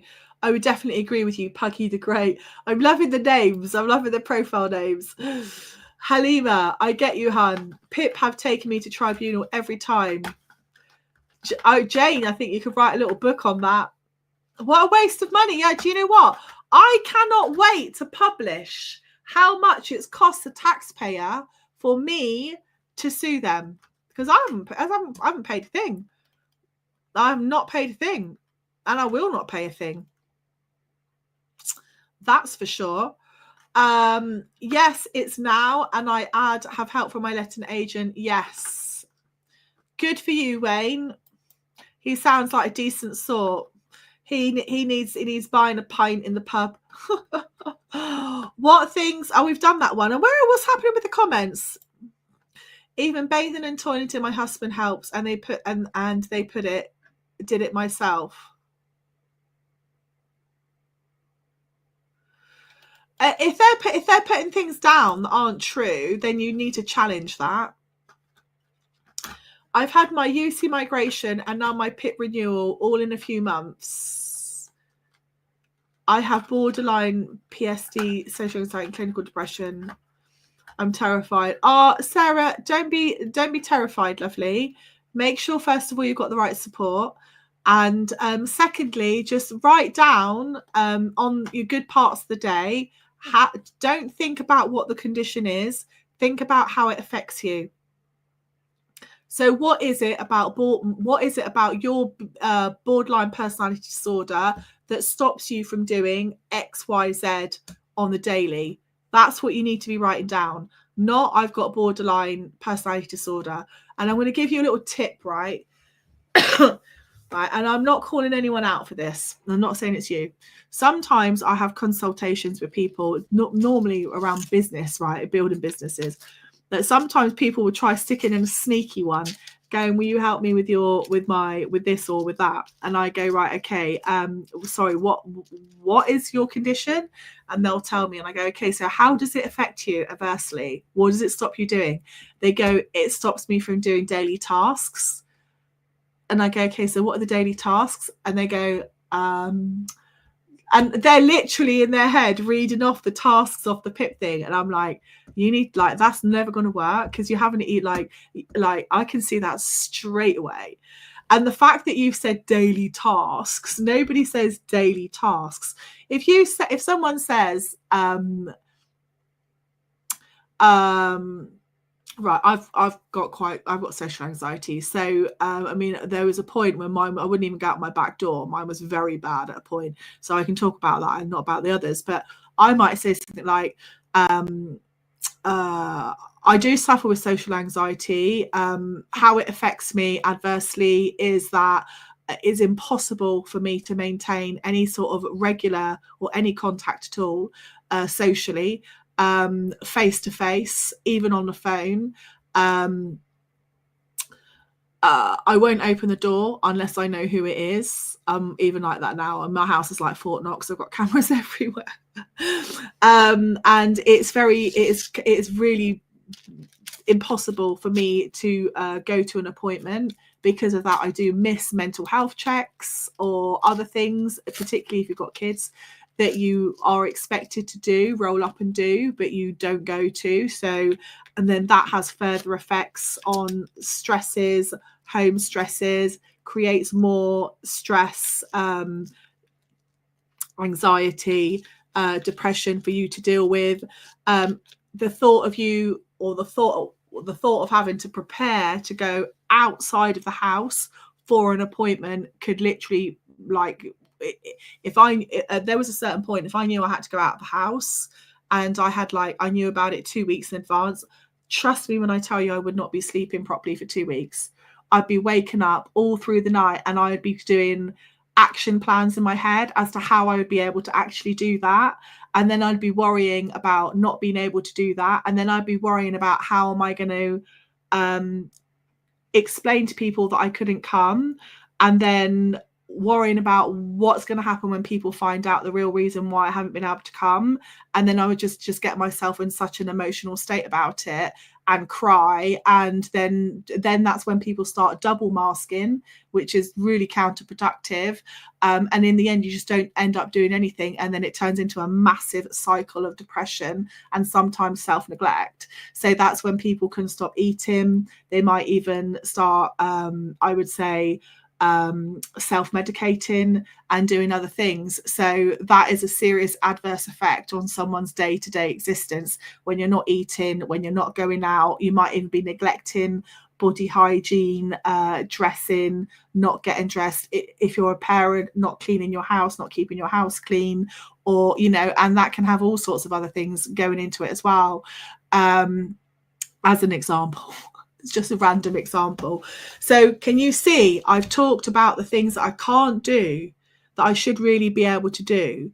I haven't mentioned the word really at all about social anxiety. So the condition is irrelevant. It's how how it affects you, what it stops you from doing, or in certain cases what it does make you do, and why that's not great. Sorry, guys. Can I turn my bloody microphone off when I'm coughing?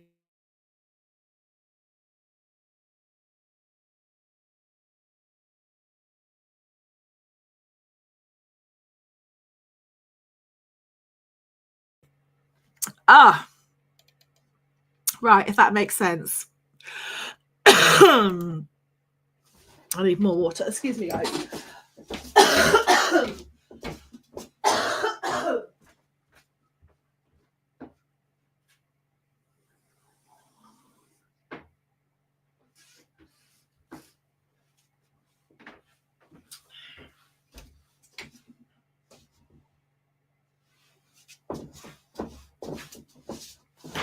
Okay. I was a stonemason, hard on a man. Hard on a man. You're doing a great job keeping it real. Thank you, Di. I was trying to read the I think I've misread it somewhere, but I've read it. I've got what you mean is what I'm saying, but you probably got typo Terry on the keyboard like me quite often. I've got my hand's a little buggered up, my right hand. And sometimes you get the grammar police, don't you, coming in going, you don't. Someone's actually commented this on my recent YouTube going, it's not loss, it's lose. I'm like, how do you know I don't have dyslexia? I actually don't, but you don't know that, do you? Not everybody has to, like, we don't have to walk around with signs on our head saying what we've got just so we don't upset the grammar police. You know what I mean? I was hit by a car in my head as a child suffering of chronic migraines and cluster headaches under consultants. Exactly, Natalia, exactly. So when people are saying, oh, a migraine's not a disability, we don't know why people have got what they've got. And people don't have to come online and tell people what they've got. Exactly, lovely. I'm sorry to hear that, by the way.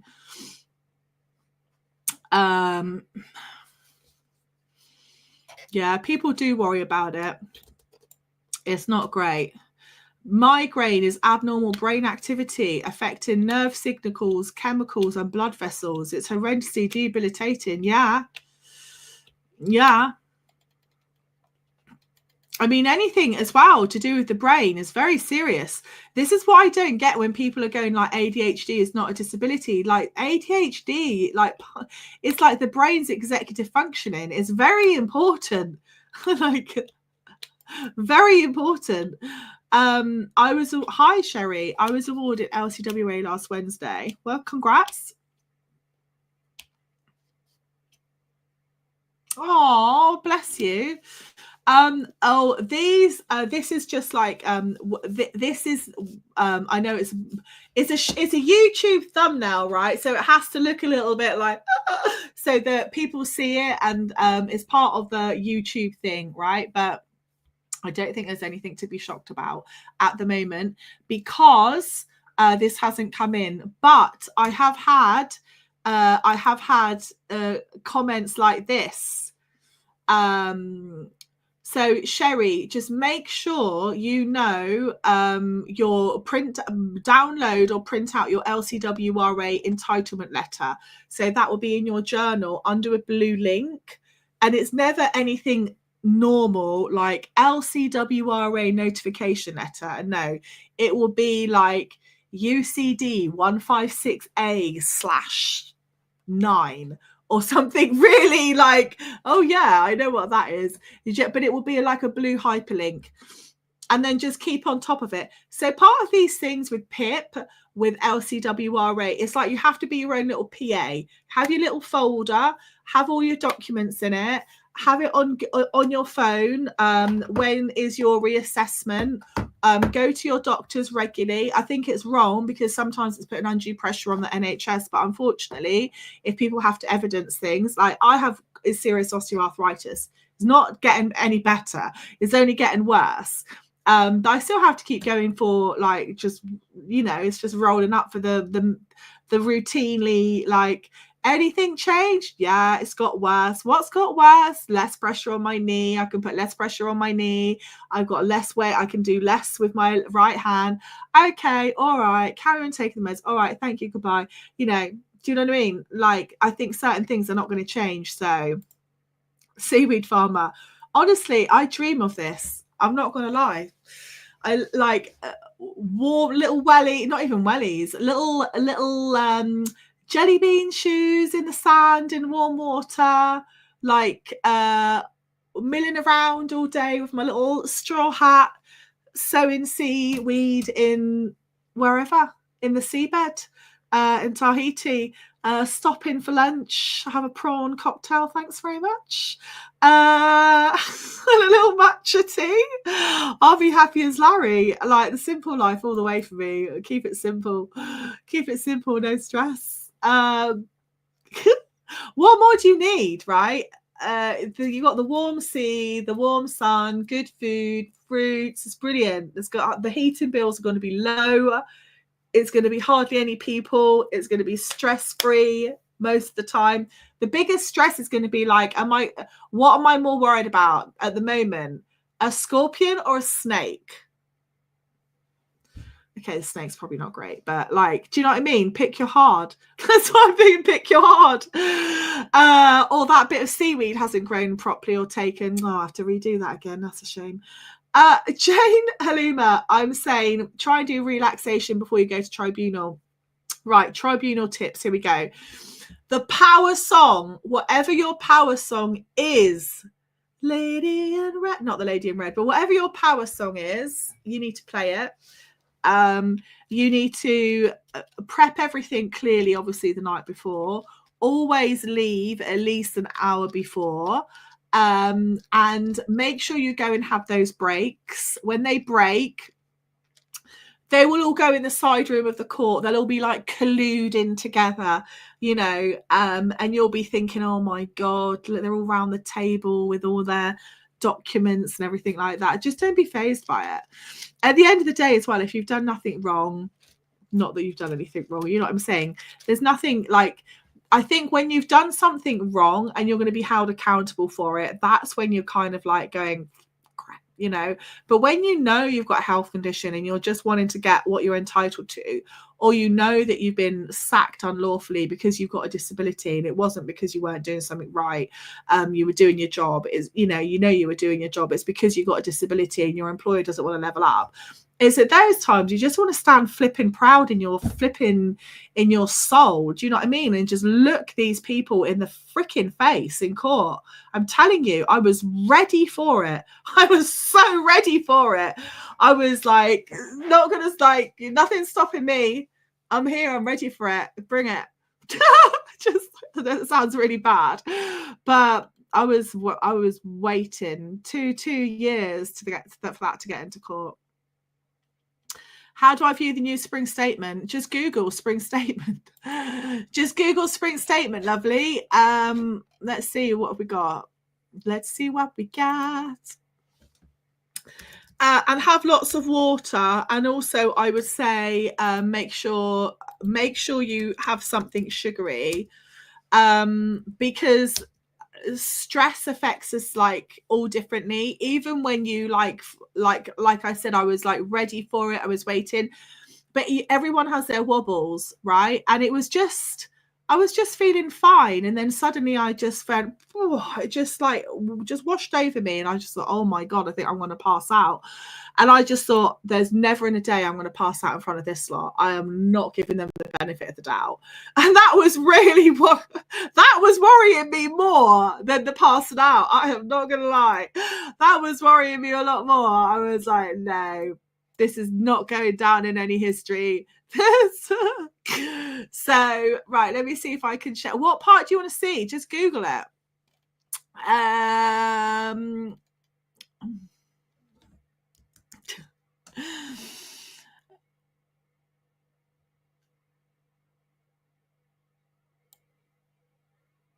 So,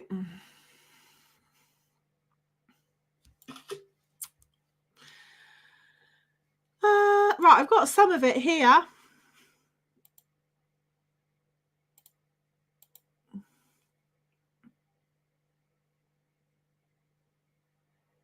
Oh, can we share the screen? Oh, this is good. We can do this as well. Hang on a moment.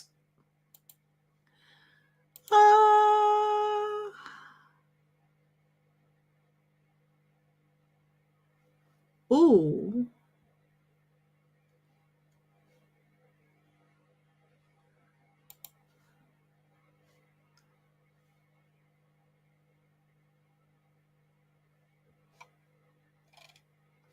Here we go.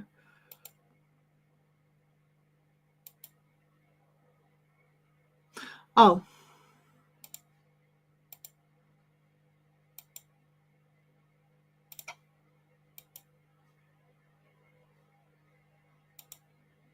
Okay. So, here we go. Right. This is good. All right. So, this bit here, guys,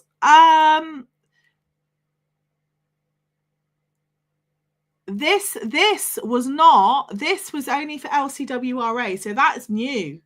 That was, they hinted at it, but they didn't specifically say. So there we go. We got it for PIP now as well.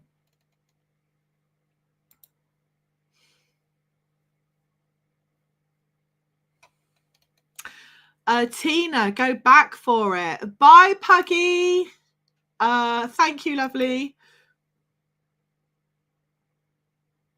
Yeah, I think we need to find a new word for this, Carls. Invisible illness. We 100% need to find a new word for this. Invisible illness, because technically I actually don't think, like I said, they are invisible.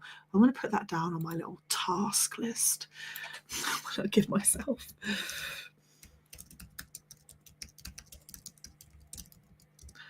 Okay, that's great. Right, what bits do you want to see, guys? There's so much to see here. Yeah, my face didn't fit. So my issue was at work. I think my face didn't fit even before the disability. It was only when I realised that they hadn't done what they were meant to do, and I let them know it, that they started going for me more and more. So I already had my own businesses and brands, and I'm an award-winning author. Right? I didn't know when I wrote books for kids that they were going to be one day win awards. I didn't know that.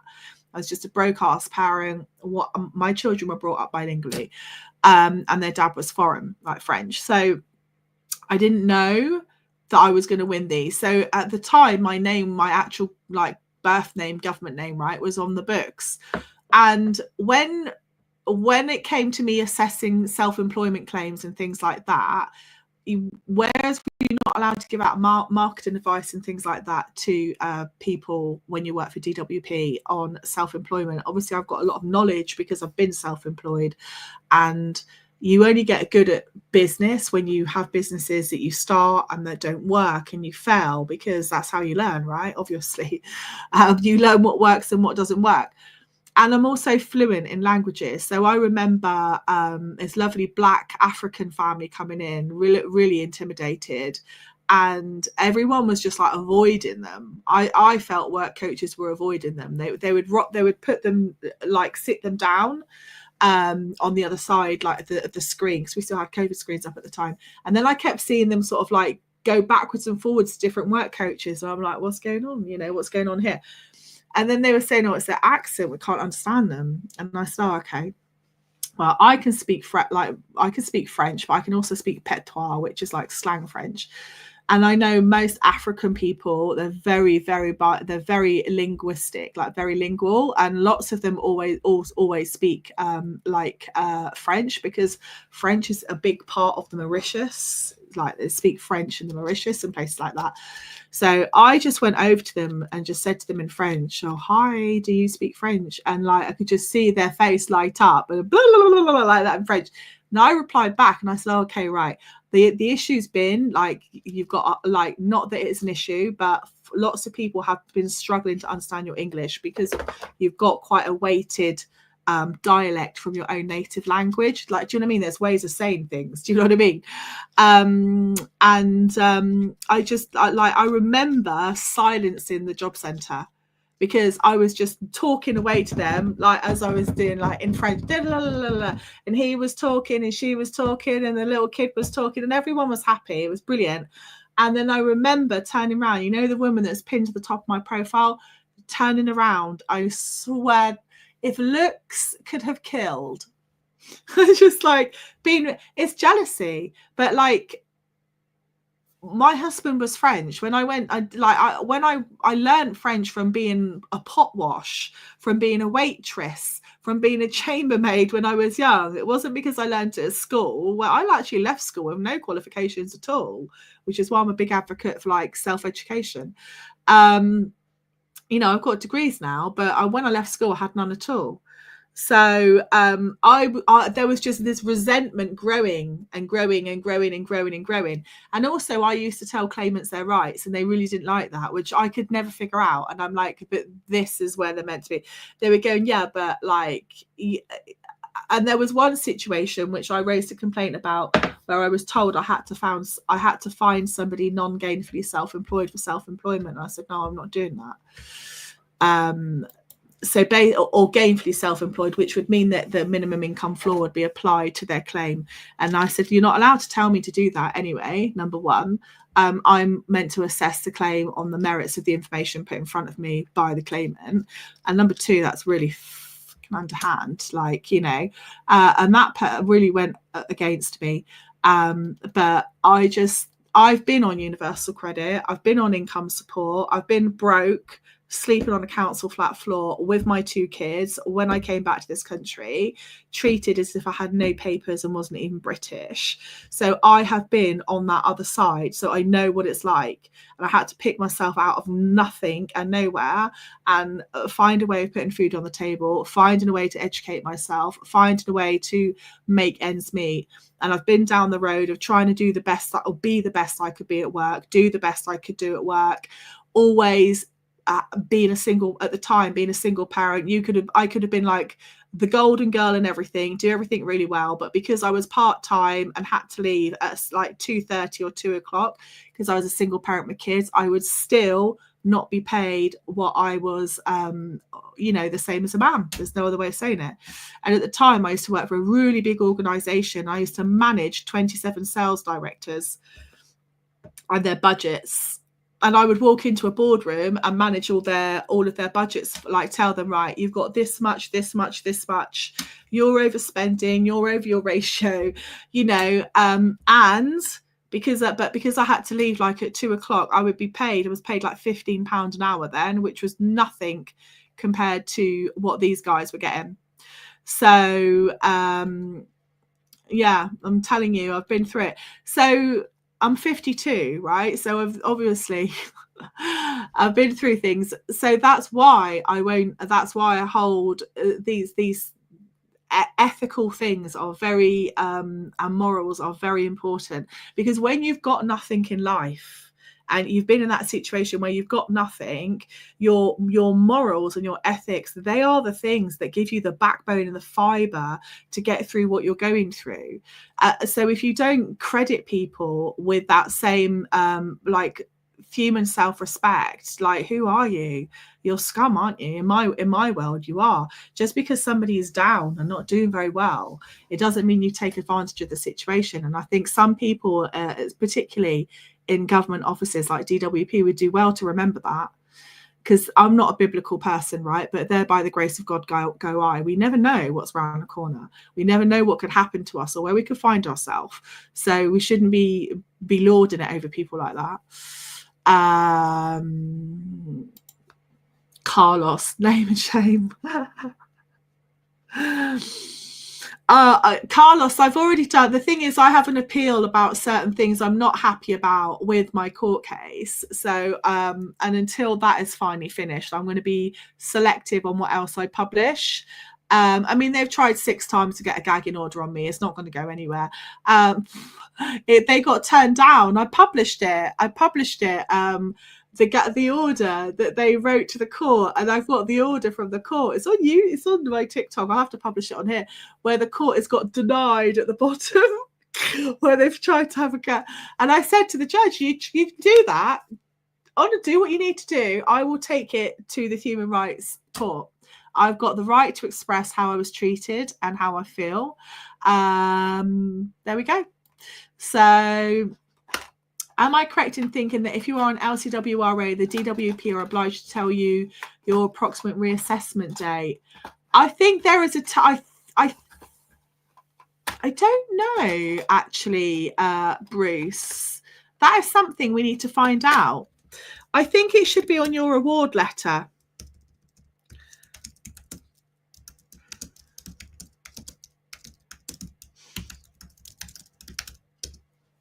I think it should be on your award letter, but I will definitely clear that up and find out the nitty gritty.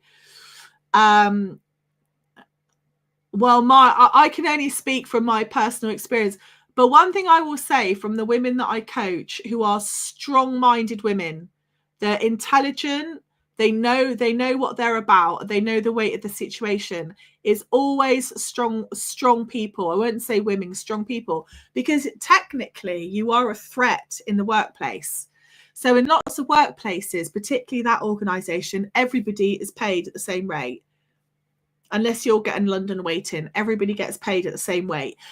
So the only way people can get their head up above the pulpit, so to speak, and like be noticed, is to be like the one of them team, right? Well, if you stand up for what's really right and wrong, as I kind of do, I mean, that is, I would say, I wouldn't necessarily say it's a flaw in my character. They probably would too. But I just think I am quite outspoken when something is being done that's wrong. I will be that person to stand up and say, no, hang on a moment, that's not going to happen, that's not right. Because I think if we don't do that, then that's dishonest, isn't it? That's like standing by, that's like watching someone getting a good kick in, like standing right next to you, like there. If you just stand there and watch it and don't try and stop it, for me, you're almost as bad, you're as bad as the person doing it.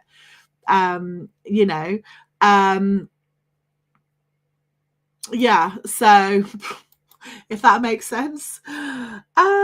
Problem with them saying you keep your LCWA is you still have to pass the assessment, and the LCWA is so rigged in favour of DWP. The WCA is being taken away, though. That is being taken away. And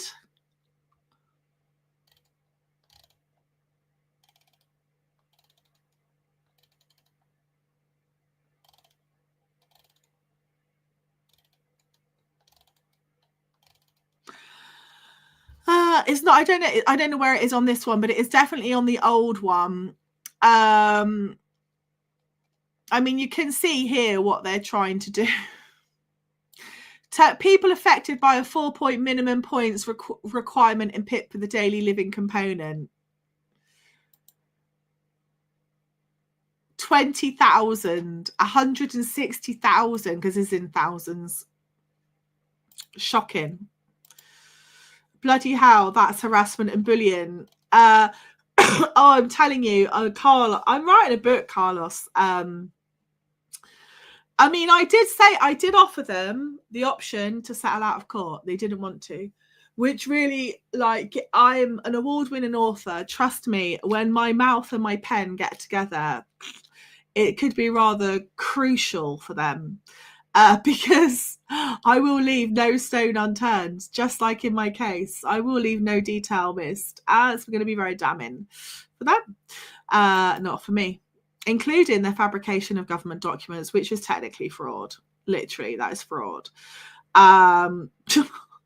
Yeah. Now, obviously, Carlos, you're the one that has said that. All I'm going to say, I didn't say that. Carlos said that. All I'm going to say, because I have taken also action against the judge in question legally as well, because I was given 4.5 minutes to cross-examine a witness, which is not enough time.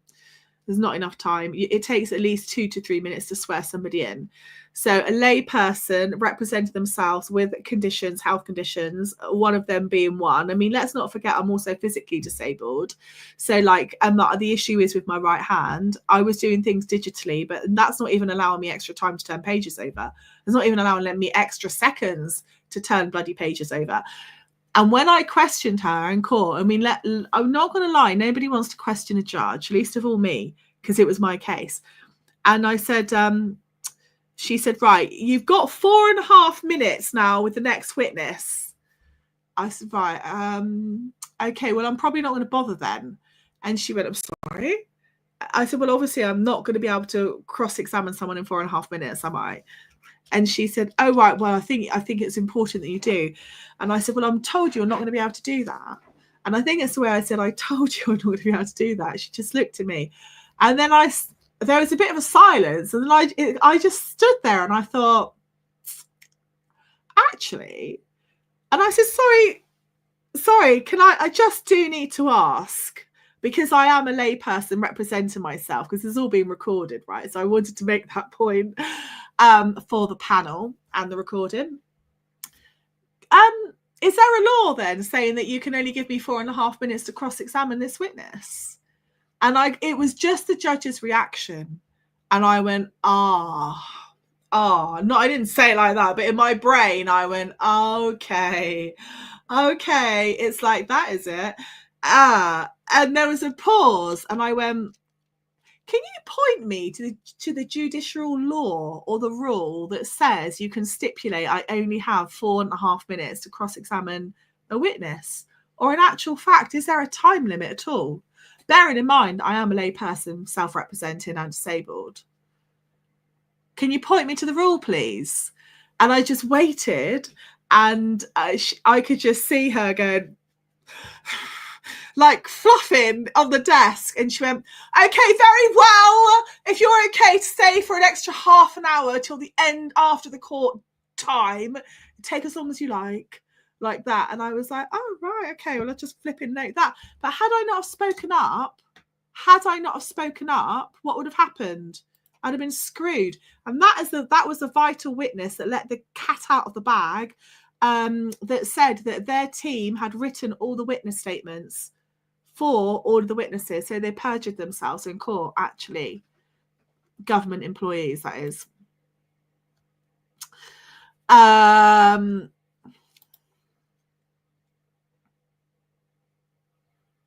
Yeah, HR are there to protect the company only. They're not there for you. They're for the company. They'll say they're there for you, but they're not. Dedication, listening through the car, Natalia. I mean, it is a Justice Journals, isn't it? Like I said, it is a Justice Journals, guys. We're journaling. We are journaling history in real time right now. My God, the changes, everything. It's crazy. Can you explain more about the 4-point rule, please, regarding LCWRA and what things you qualify for the claim?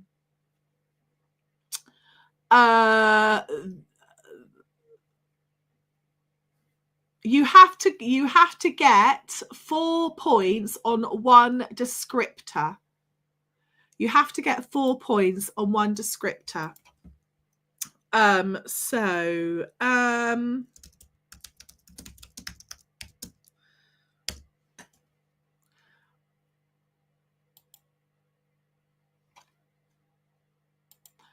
Let me find it.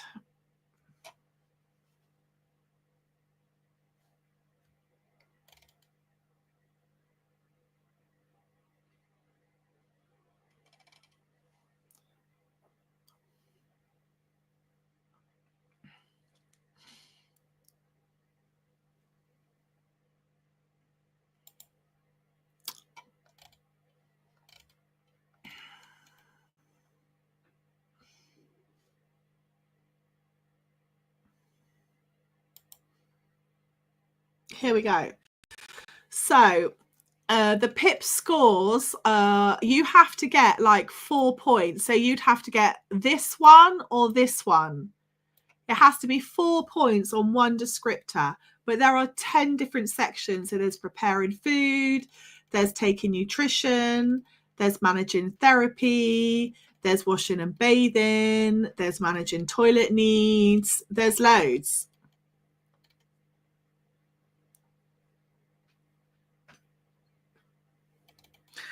Angela, I wouldn't be able to say I would not be able to say what I would not be able to say what things qualify you for, because I don't know your condition. Everybody's conditions are completely different.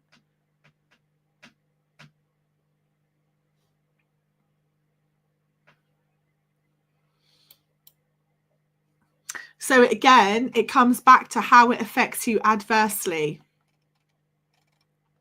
Right? It comes back to how it affects you adversely.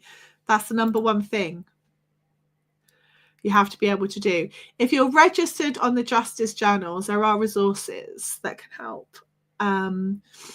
So make sure you are registered. My worst day with my mental health condition, Sarah Davies, I can't get out of bed, let alone leave my flat. Oh, sorry to hear that, Sarah. I am sorry to hear that. Again, exactly. Do you know what I mean? You're describing how it impacts you. So that's like, absolutely. Can you see? So what Sarah said is like, she's not saying what the condition is that she's got. She's showing how it impacts her. For a few minutes without pain. Exactly. So then, Sarah, I would also be listing the daily activities that you wouldn't be able to do because of the pain. It would be too painful. I'm okay, my lovely. I hope you're okay. I know. I'm going to go in a minute, Jane. I've been on a long one as well today. I just love this new software. I love it. It's brilliant because we can get, it's so much better than TikTok because I can get all the information. I can pull people's comments up. I've got a whole different screen here with all the comments because like sometimes on TikTok, TikTok take up half the screen with the crap that they put at the top. Then you've got all the comments. Then you've got everything else flashing and popping and zizzing and lucking on the screen. I'm like, oh my God, I'm dizzy. Oh, don't tell me don't tell me I'm going to have this for weeks. I'm done now. It's a week. I'm fed up now. It needs to go.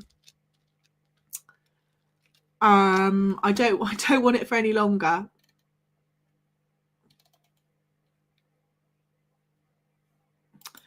Yes, Jane. Jane, I think we need to make you a little, we need to give you a, we need to put you in the Justice Journal's wolf pack. You're part of the wolf pack now, Jane. You've won. You're part of the wolf pack. Leading. I'm still waiting to be assessed for ADHD and was told by GP I'm still on waiting list.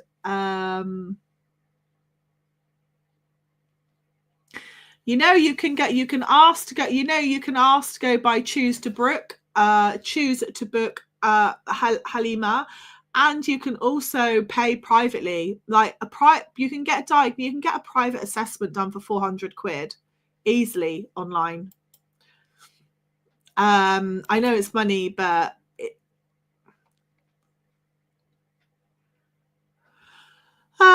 what's your opinion on CPTSD as lifelong?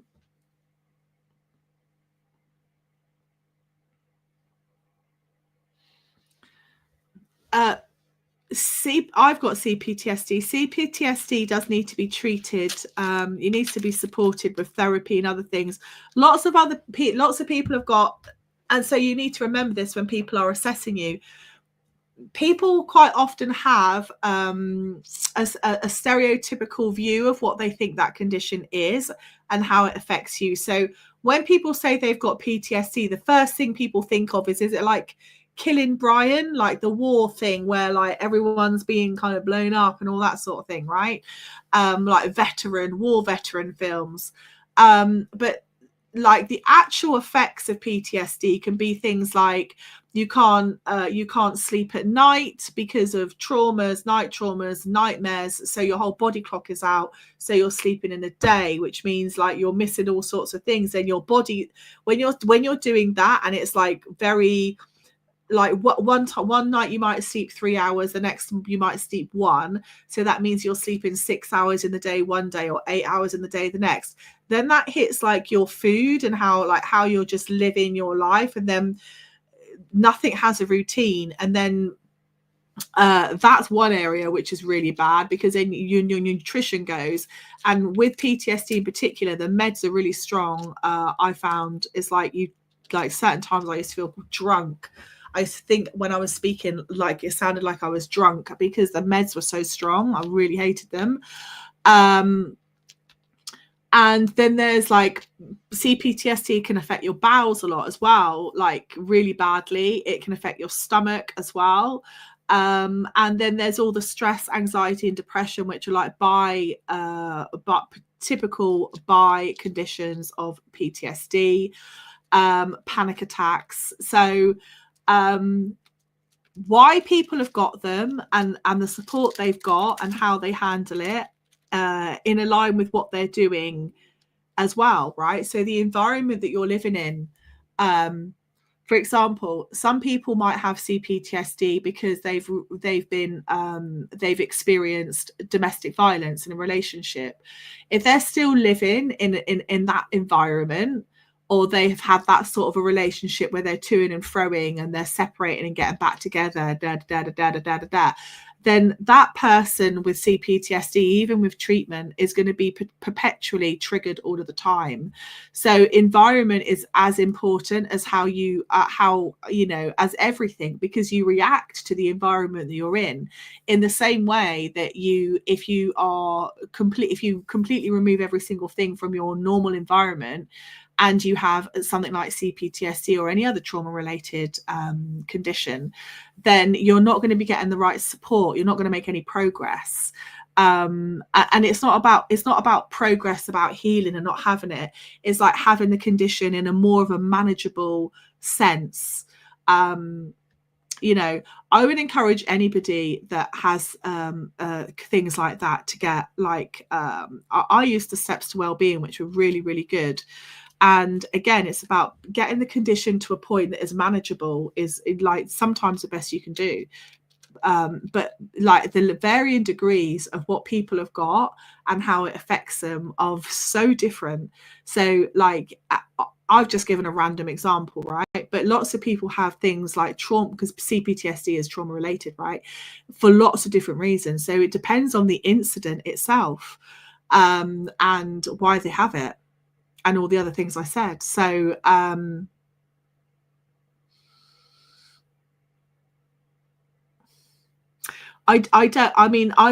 not a medical expert either. I will say that. I don't know if you know that. I'm not at all. You can probably tell I'm definitely not a medical expert. But I do like educate myself, and I listen to people that are educated and are qualified in these things. I have people that work in my business that are medical experts, that work with some of my customers.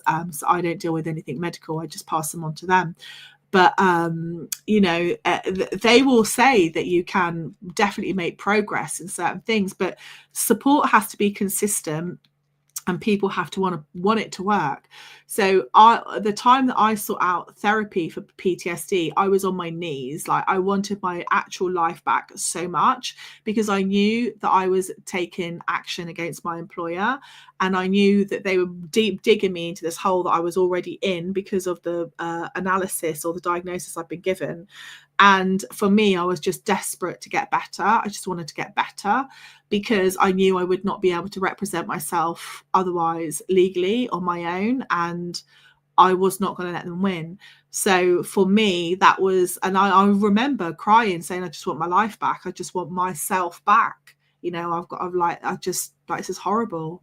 I hate feeling like this. So I think, and I don't mean this at all in a judgmental way, but I do know that, like, when people have certain conditions, they almost personify the condition.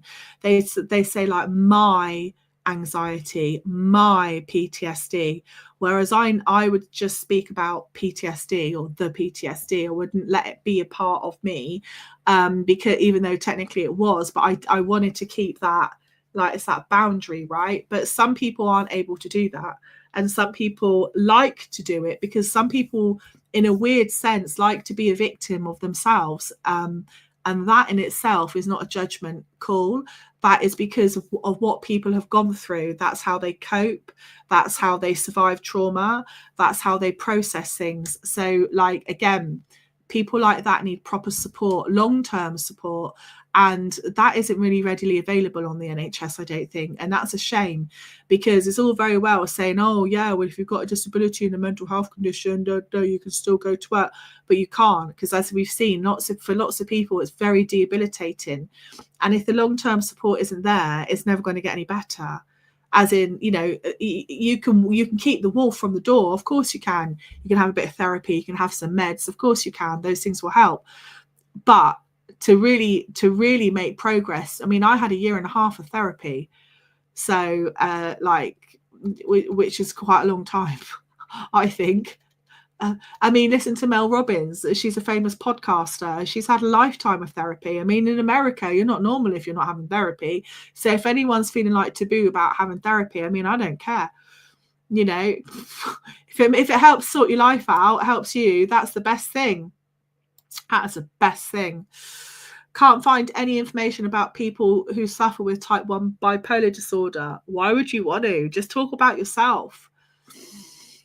What? Just like, again, like, don't, I'm not saying you are, but be careful with what you write on these forms, because they can scan certain things as well. Just talk about how it affects you. It's not the condition, it's how it affects you. I know I need to go, Kat. It's been a long one. Exactly. Panic attacks are horrible. Again, though, honestly, Kay, you can get lots of help for panic attacks. You can. I don't know what's going on with the comments. I'm going down the list. Could you have IBS? There is a really good doctor, actually, who I'm going to be doing a live with. I think I'll probably do it on YouTube. She is actually like a doctor on TikTok, and she does talks about all of these these mental health conditions and trauma related conditions, and she's very good, very nice. I really like her. One of my customers is a TEDx speaker. So she has written books about anxiety, stress, PTSD. She's like really good, really knows her stuff. So I'll maybe get her on as well. Sorry, I'm not good at words. She said I'd have to get a tube and then they can tell, is that what you've done? Oh, Haluma, I think that's a word. I think that's a question for you, Haluma. Once the appeal is done with you, best believe she'll be singing from the rooftops. You can count on that. I love this. It's like a podcast. What here? Maybe we should do this. The Justice Journals podcast. I don't know. I don't need to. I've got to do enough content. Thank you, Bruce. Thank you, my lovely. That's kind of you. We're all doing it, guys. It's not just me. We're all doing it. We're all doing it. Jilly, my partner has PTSD due to being constantly dismissed and rejected by the NHS. Now his condition is a lot worse. Jilly, if I can tell you one thing, it will be a lot of people need to compartmentalize the bullshit with these organizations. When I was doing my research, the Department of Work and Pensions was the #1 worst employer, where people were taking them to court for disability discrimination. The #2 was NHS, and the amount of people that have been in my lives that work for the NHS. One of my actual private customers worked for the NHS. Well, worked, I think, past tense, for the NHS. They're the worst. They're the worst. So, you know, obviously PTSD is very serious, but when you think it's all about you, when you think you're the fuck up, like that it's you, it compounds 10 times more. But quite a lot of the time with these organizations, honestly, they're the fuck up, because like they recognize you've got a health condition and they're going, oh my God, get them off the payroll. It's going to cost us. The productivity is going to go down. This is going to go down. Sickness days, we're going to be out of our ratios. I mean, this is the reality of it, right? That's what they're worried about. So,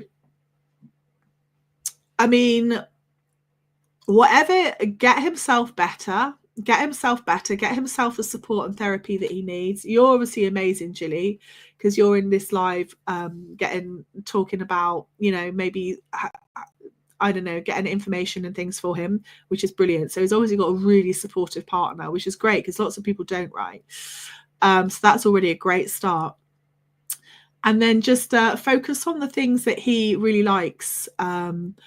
So I do think a lot of people with PTSD get really badly depressed. So at the height of my depression, I was like, one of the things my therapist made me do was, I mean, when I say practice self-care, I was not looking after myself like that, but like not washing or anything like that. But I just wouldn't get dressed because I'm like, what's the point? You know, I'd wash and everything like that. But so every Friday I would make a point of getting up, tonguing my hair. I've got long hair, so I don't really tongue my hair. Tonguing my hair, doing my makeup, putting on a decent dress, even if I just was not doing anything. It makes you feel better about yourself, #1. And the second thing was food prep. So there is a definite link between good nutrition and mental health. And the fact that you are actively physically preparing good food for yourself to eat later is almost rewarding yourself in a way, not that you should do, but when people don't eat and when they are filling themselves up with stuff that is not good for them, in a sense, it is almost like not necessarily a form of self-neglect, but almost like self-harming in a sense. So it's important to prioritize those two things, because they can help start a chain reaction of positivity. Not like, oh, I'm going to be jumping, like now I'm going to be jumping through the flipping clouds with like petals and rainbows. No, I'm not saying that, but it's about helping people kind of recognize a little bit the balance of themselves, and that they are worth, you should treat yourself to a nice piece of salmon or a little steak, or, you know, a little chocolate cake with some nice fresh strawberries or whatever it is. I'm saying these things because these aren't the things a lot of people would eat on the daily, right? Yeah, you should go and, you know, sit there for an hour and a half and, you know, make yourself look dapper, whatever you want. Because when people are in that sort of depressed stage, they don't really consider that that is something that they should be doing, because they don't, like, although they're involved in that emotional situation with themselves, they can't get out of it. They can't see out of it. So just these couple of little things will make them step a little bit outside. And sometimes just that stepping outside, just those two activities, can then start to initiate things that are going to be better for those people. Not always, but it's a good place to start, definitely. Dino, this government hasn't got a clue. They will cause extreme backlog for the DWP. The DWP incompetent at best. In the coming future 4-point system and changes will just make the situation 10 times worse. Dino, you've got there the backlog. I mean, you know, I wouldn't worry about it. I mean, it took DWP haven't even got through the flipping self-employment claims from before COVID, and we're in 2025. So I wouldn't, although we talk about it, right? I'm like, I'm really not seeing how this is going to be able to go through. Are they going to go with the plans to cut welfare? Hopefully not. That's why we're here. Pick and mix. Don't be worried. There's nothing to be worried about, because if it gets passed, then yeah, that might be something to worry about. It really isn't. You get 20 sessions and you can focus on one trauma at a time. Yeah. But honestly, sometimes one trauma is enough, isn't it? To be honest with you. It's a good start though, Natalia. I mean, if someone can get some help and they learn things with that therapist that they can apply to different things, that at least it's a start. You're more than welcome, Sarah, my lovely. Hard Tulip. I love the names. I voted Labour on election day last July. Before the election, they never talked about benefit cuts, and we coy about everything. I regret voting for them. Should have voted Green. You know, they're proper sneaky snakes, because even here, where is it?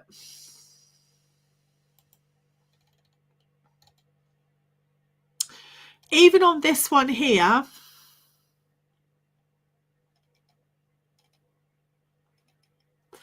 this was never mentioned by Liz Kendall.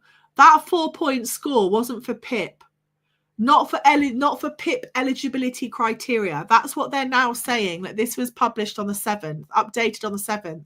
So they're very sneaky. They kind of, when they tested the waters, they went, let's see how everyone reacts to LCWRA, and now they went in with the PIP. Because I've been through the paper. I've got it here.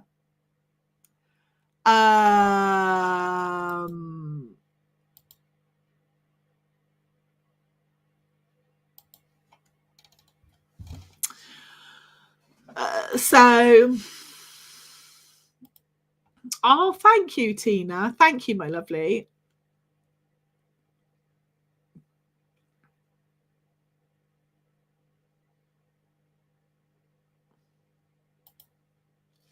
Yeah, they keep blaming mental health, and it's not. It's physical. You can literally see it's physical.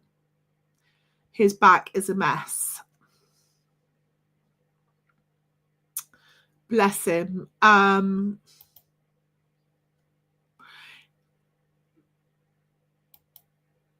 Yeah. Just get him the support. Like, screw them, Jilly. Look after your man. You know, you only get one life. That's all I'm going to say. Like, honestly, there is a template these organizations share on how to get people out of the door. I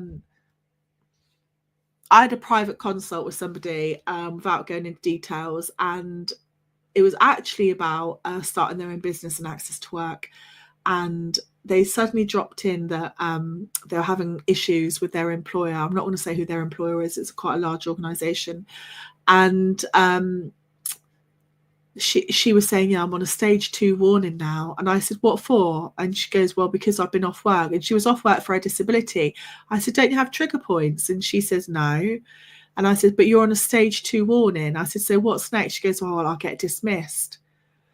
And I said, so what happens if you get dismissed for gross misconduct and then you lose your 10-year pension and or your salary?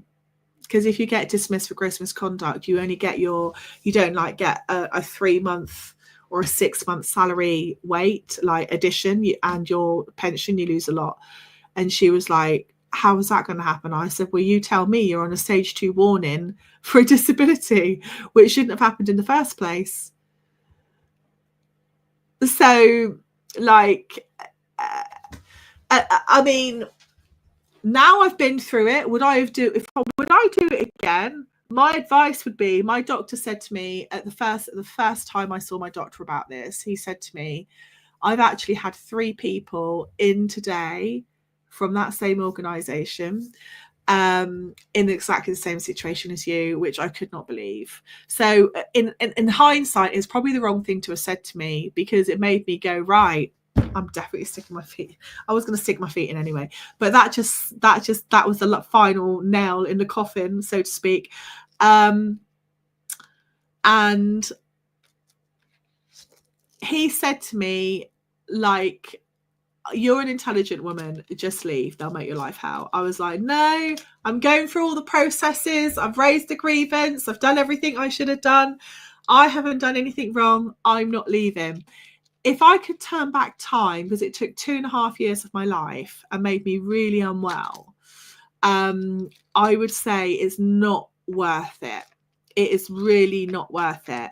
I should have left then, because the damage it did to my health was just is unrepairable. The only reason why I continued was because they fired me for something I didn't do. So that is the reason why, because they falsified information and then lied to force gross misconduct. So that is the reason why I carried on. Had they not have done that, I think I would have. I think I would have probably just have left. So you have to weigh up. If your husband's really ill, I would be saying let them be, because they're just going to do it to someone else. Or, I don't know. It depends on the situation. Hard tulip. I have Asperger's and I'm on ESA and the enhanced rate of PIP here in Newcastle. My PIP is due to get reviewed in October, but I was told they do it a year earlier. Worried. These aren't coming in yet, hard tulip, my lovely. ESA, if you're on ESA, you're going to be migrated over to Universal Credit. Make sure you get your transactional protection in, because they've missed it on one of my customers. They've missed it, which is it this one here? Oh no, it's not that one. They missed it on one of my customers. So yeah, make sure that there we go, have got your entitlement. But all of these other changes haven't yet come in.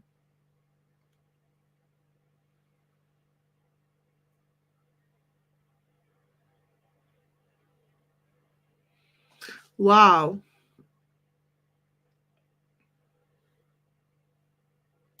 I'm his full-time carer. Yeah. Good for you. You can learn to live with PTSD. Yeah, wow, it's not a joy. I would say try and get as much therapy as you can, because it's not nice. It's too disruptive. Mine was so intrusive. It's at a point it was really intrusive in my everything. I just couldn't function, because it just deregulates and dewires and breaks up every single thing, not only in your body but in your day, in your night. Everything. There's no day, there's no night. It's exhausting.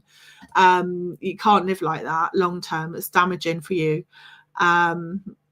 Would be my opinion. I think everyone is affected by the support groups.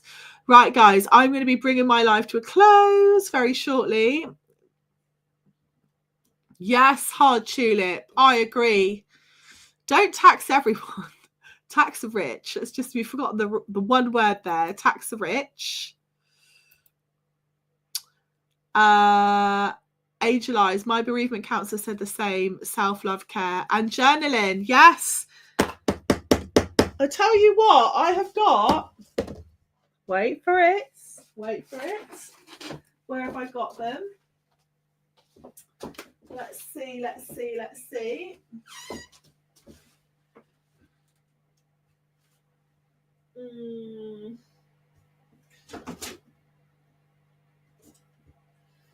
Is that them?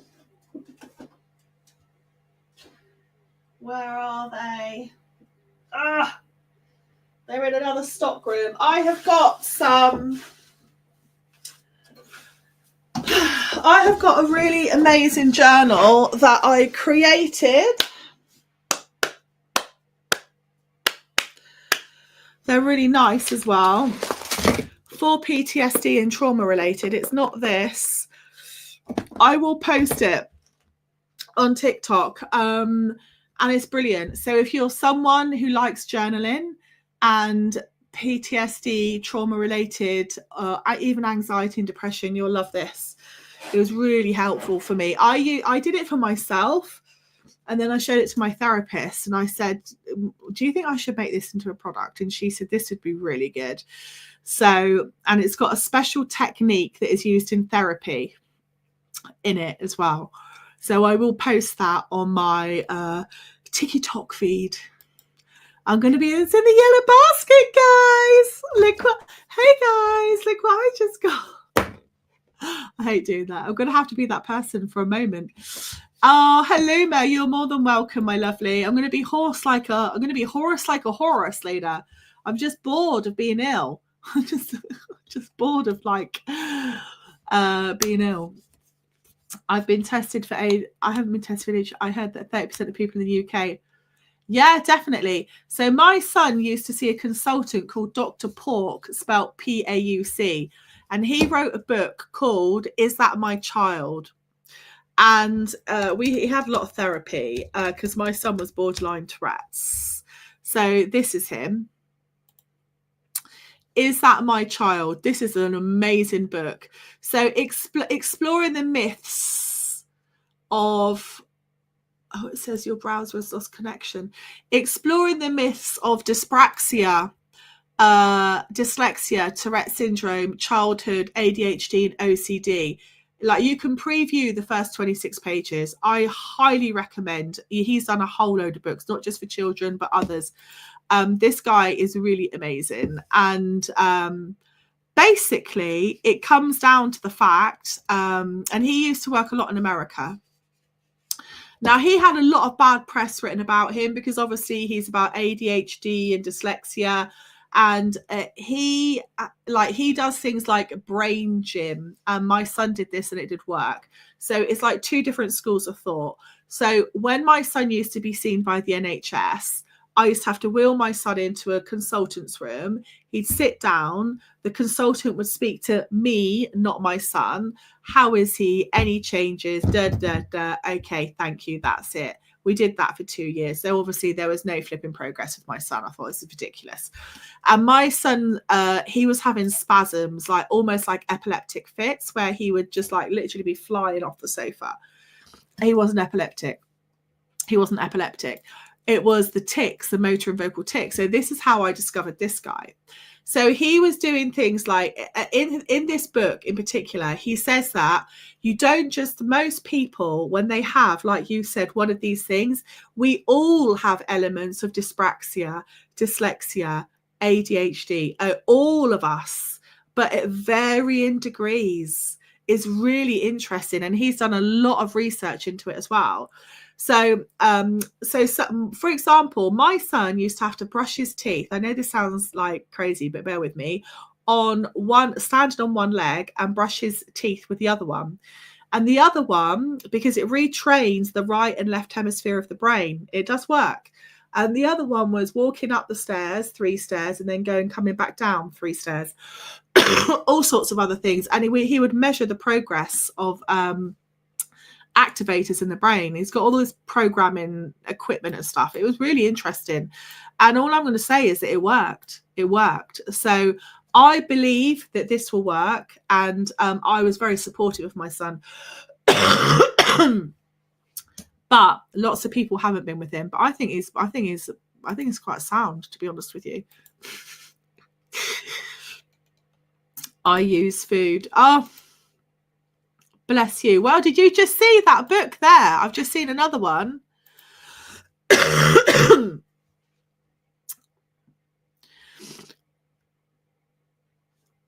Right. You'd have to have a look, Sarah, but look at this. I use food as a way to as being diagnosed with okay, so that is different. I didn't realize you had anorexia and bulimia, but there will be books that will help with that. This is not obviously the right type of book because I didn't see what your diagnosis was. Could it be you? Is this one for adults?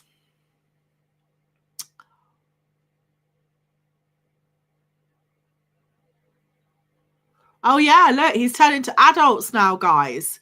So people with ADHD, that like one thing I will say, right? His books, they're written in normal English. You don't feel like you're talking to a consultant or a doctor. The second thing, he uses case studies in all of his books of his customers as well, which is really nice because you get like a really good example of what exactly does he mean, right? Make it make sense type of thing. Really good.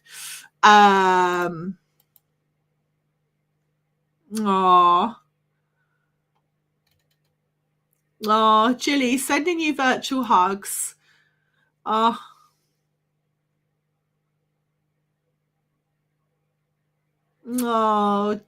hard tulip. Come on, hard tulip. You need to join the wolf pack. We need to get you into the wolf pack. Oh, look. There could be a meetup there, Durham. Oh. Right, my lovelies. I am going to love you and leave you all. I have been saying it for ages, but I need to go and do it. I've been sitting on it for ages. Oh, Jay, we're all amazing, guys. You're all amazing as well. I think we all help each other, right? When we talk like this, and you can see each other chatting and everything. We all talk, and that is the thing. And talking, raising the awareness, like you're not alone, guys. You just remember that, because when you're not well and all of this stuff compounds and you just feel so on your own, like you just feel like giving up. But now realize, look, you're not alone. No one is like, it's not just you. There's many people going through this stuff, questioning this stuff. And that's good. So thank you so much, Kirax. Right, my lovelies, I'm going to love you and leave you and go and step outside into my garden and try not to freeze. And I will speak to you all later. Have a great day, everybody. Take care and thank you for coming along. Bye.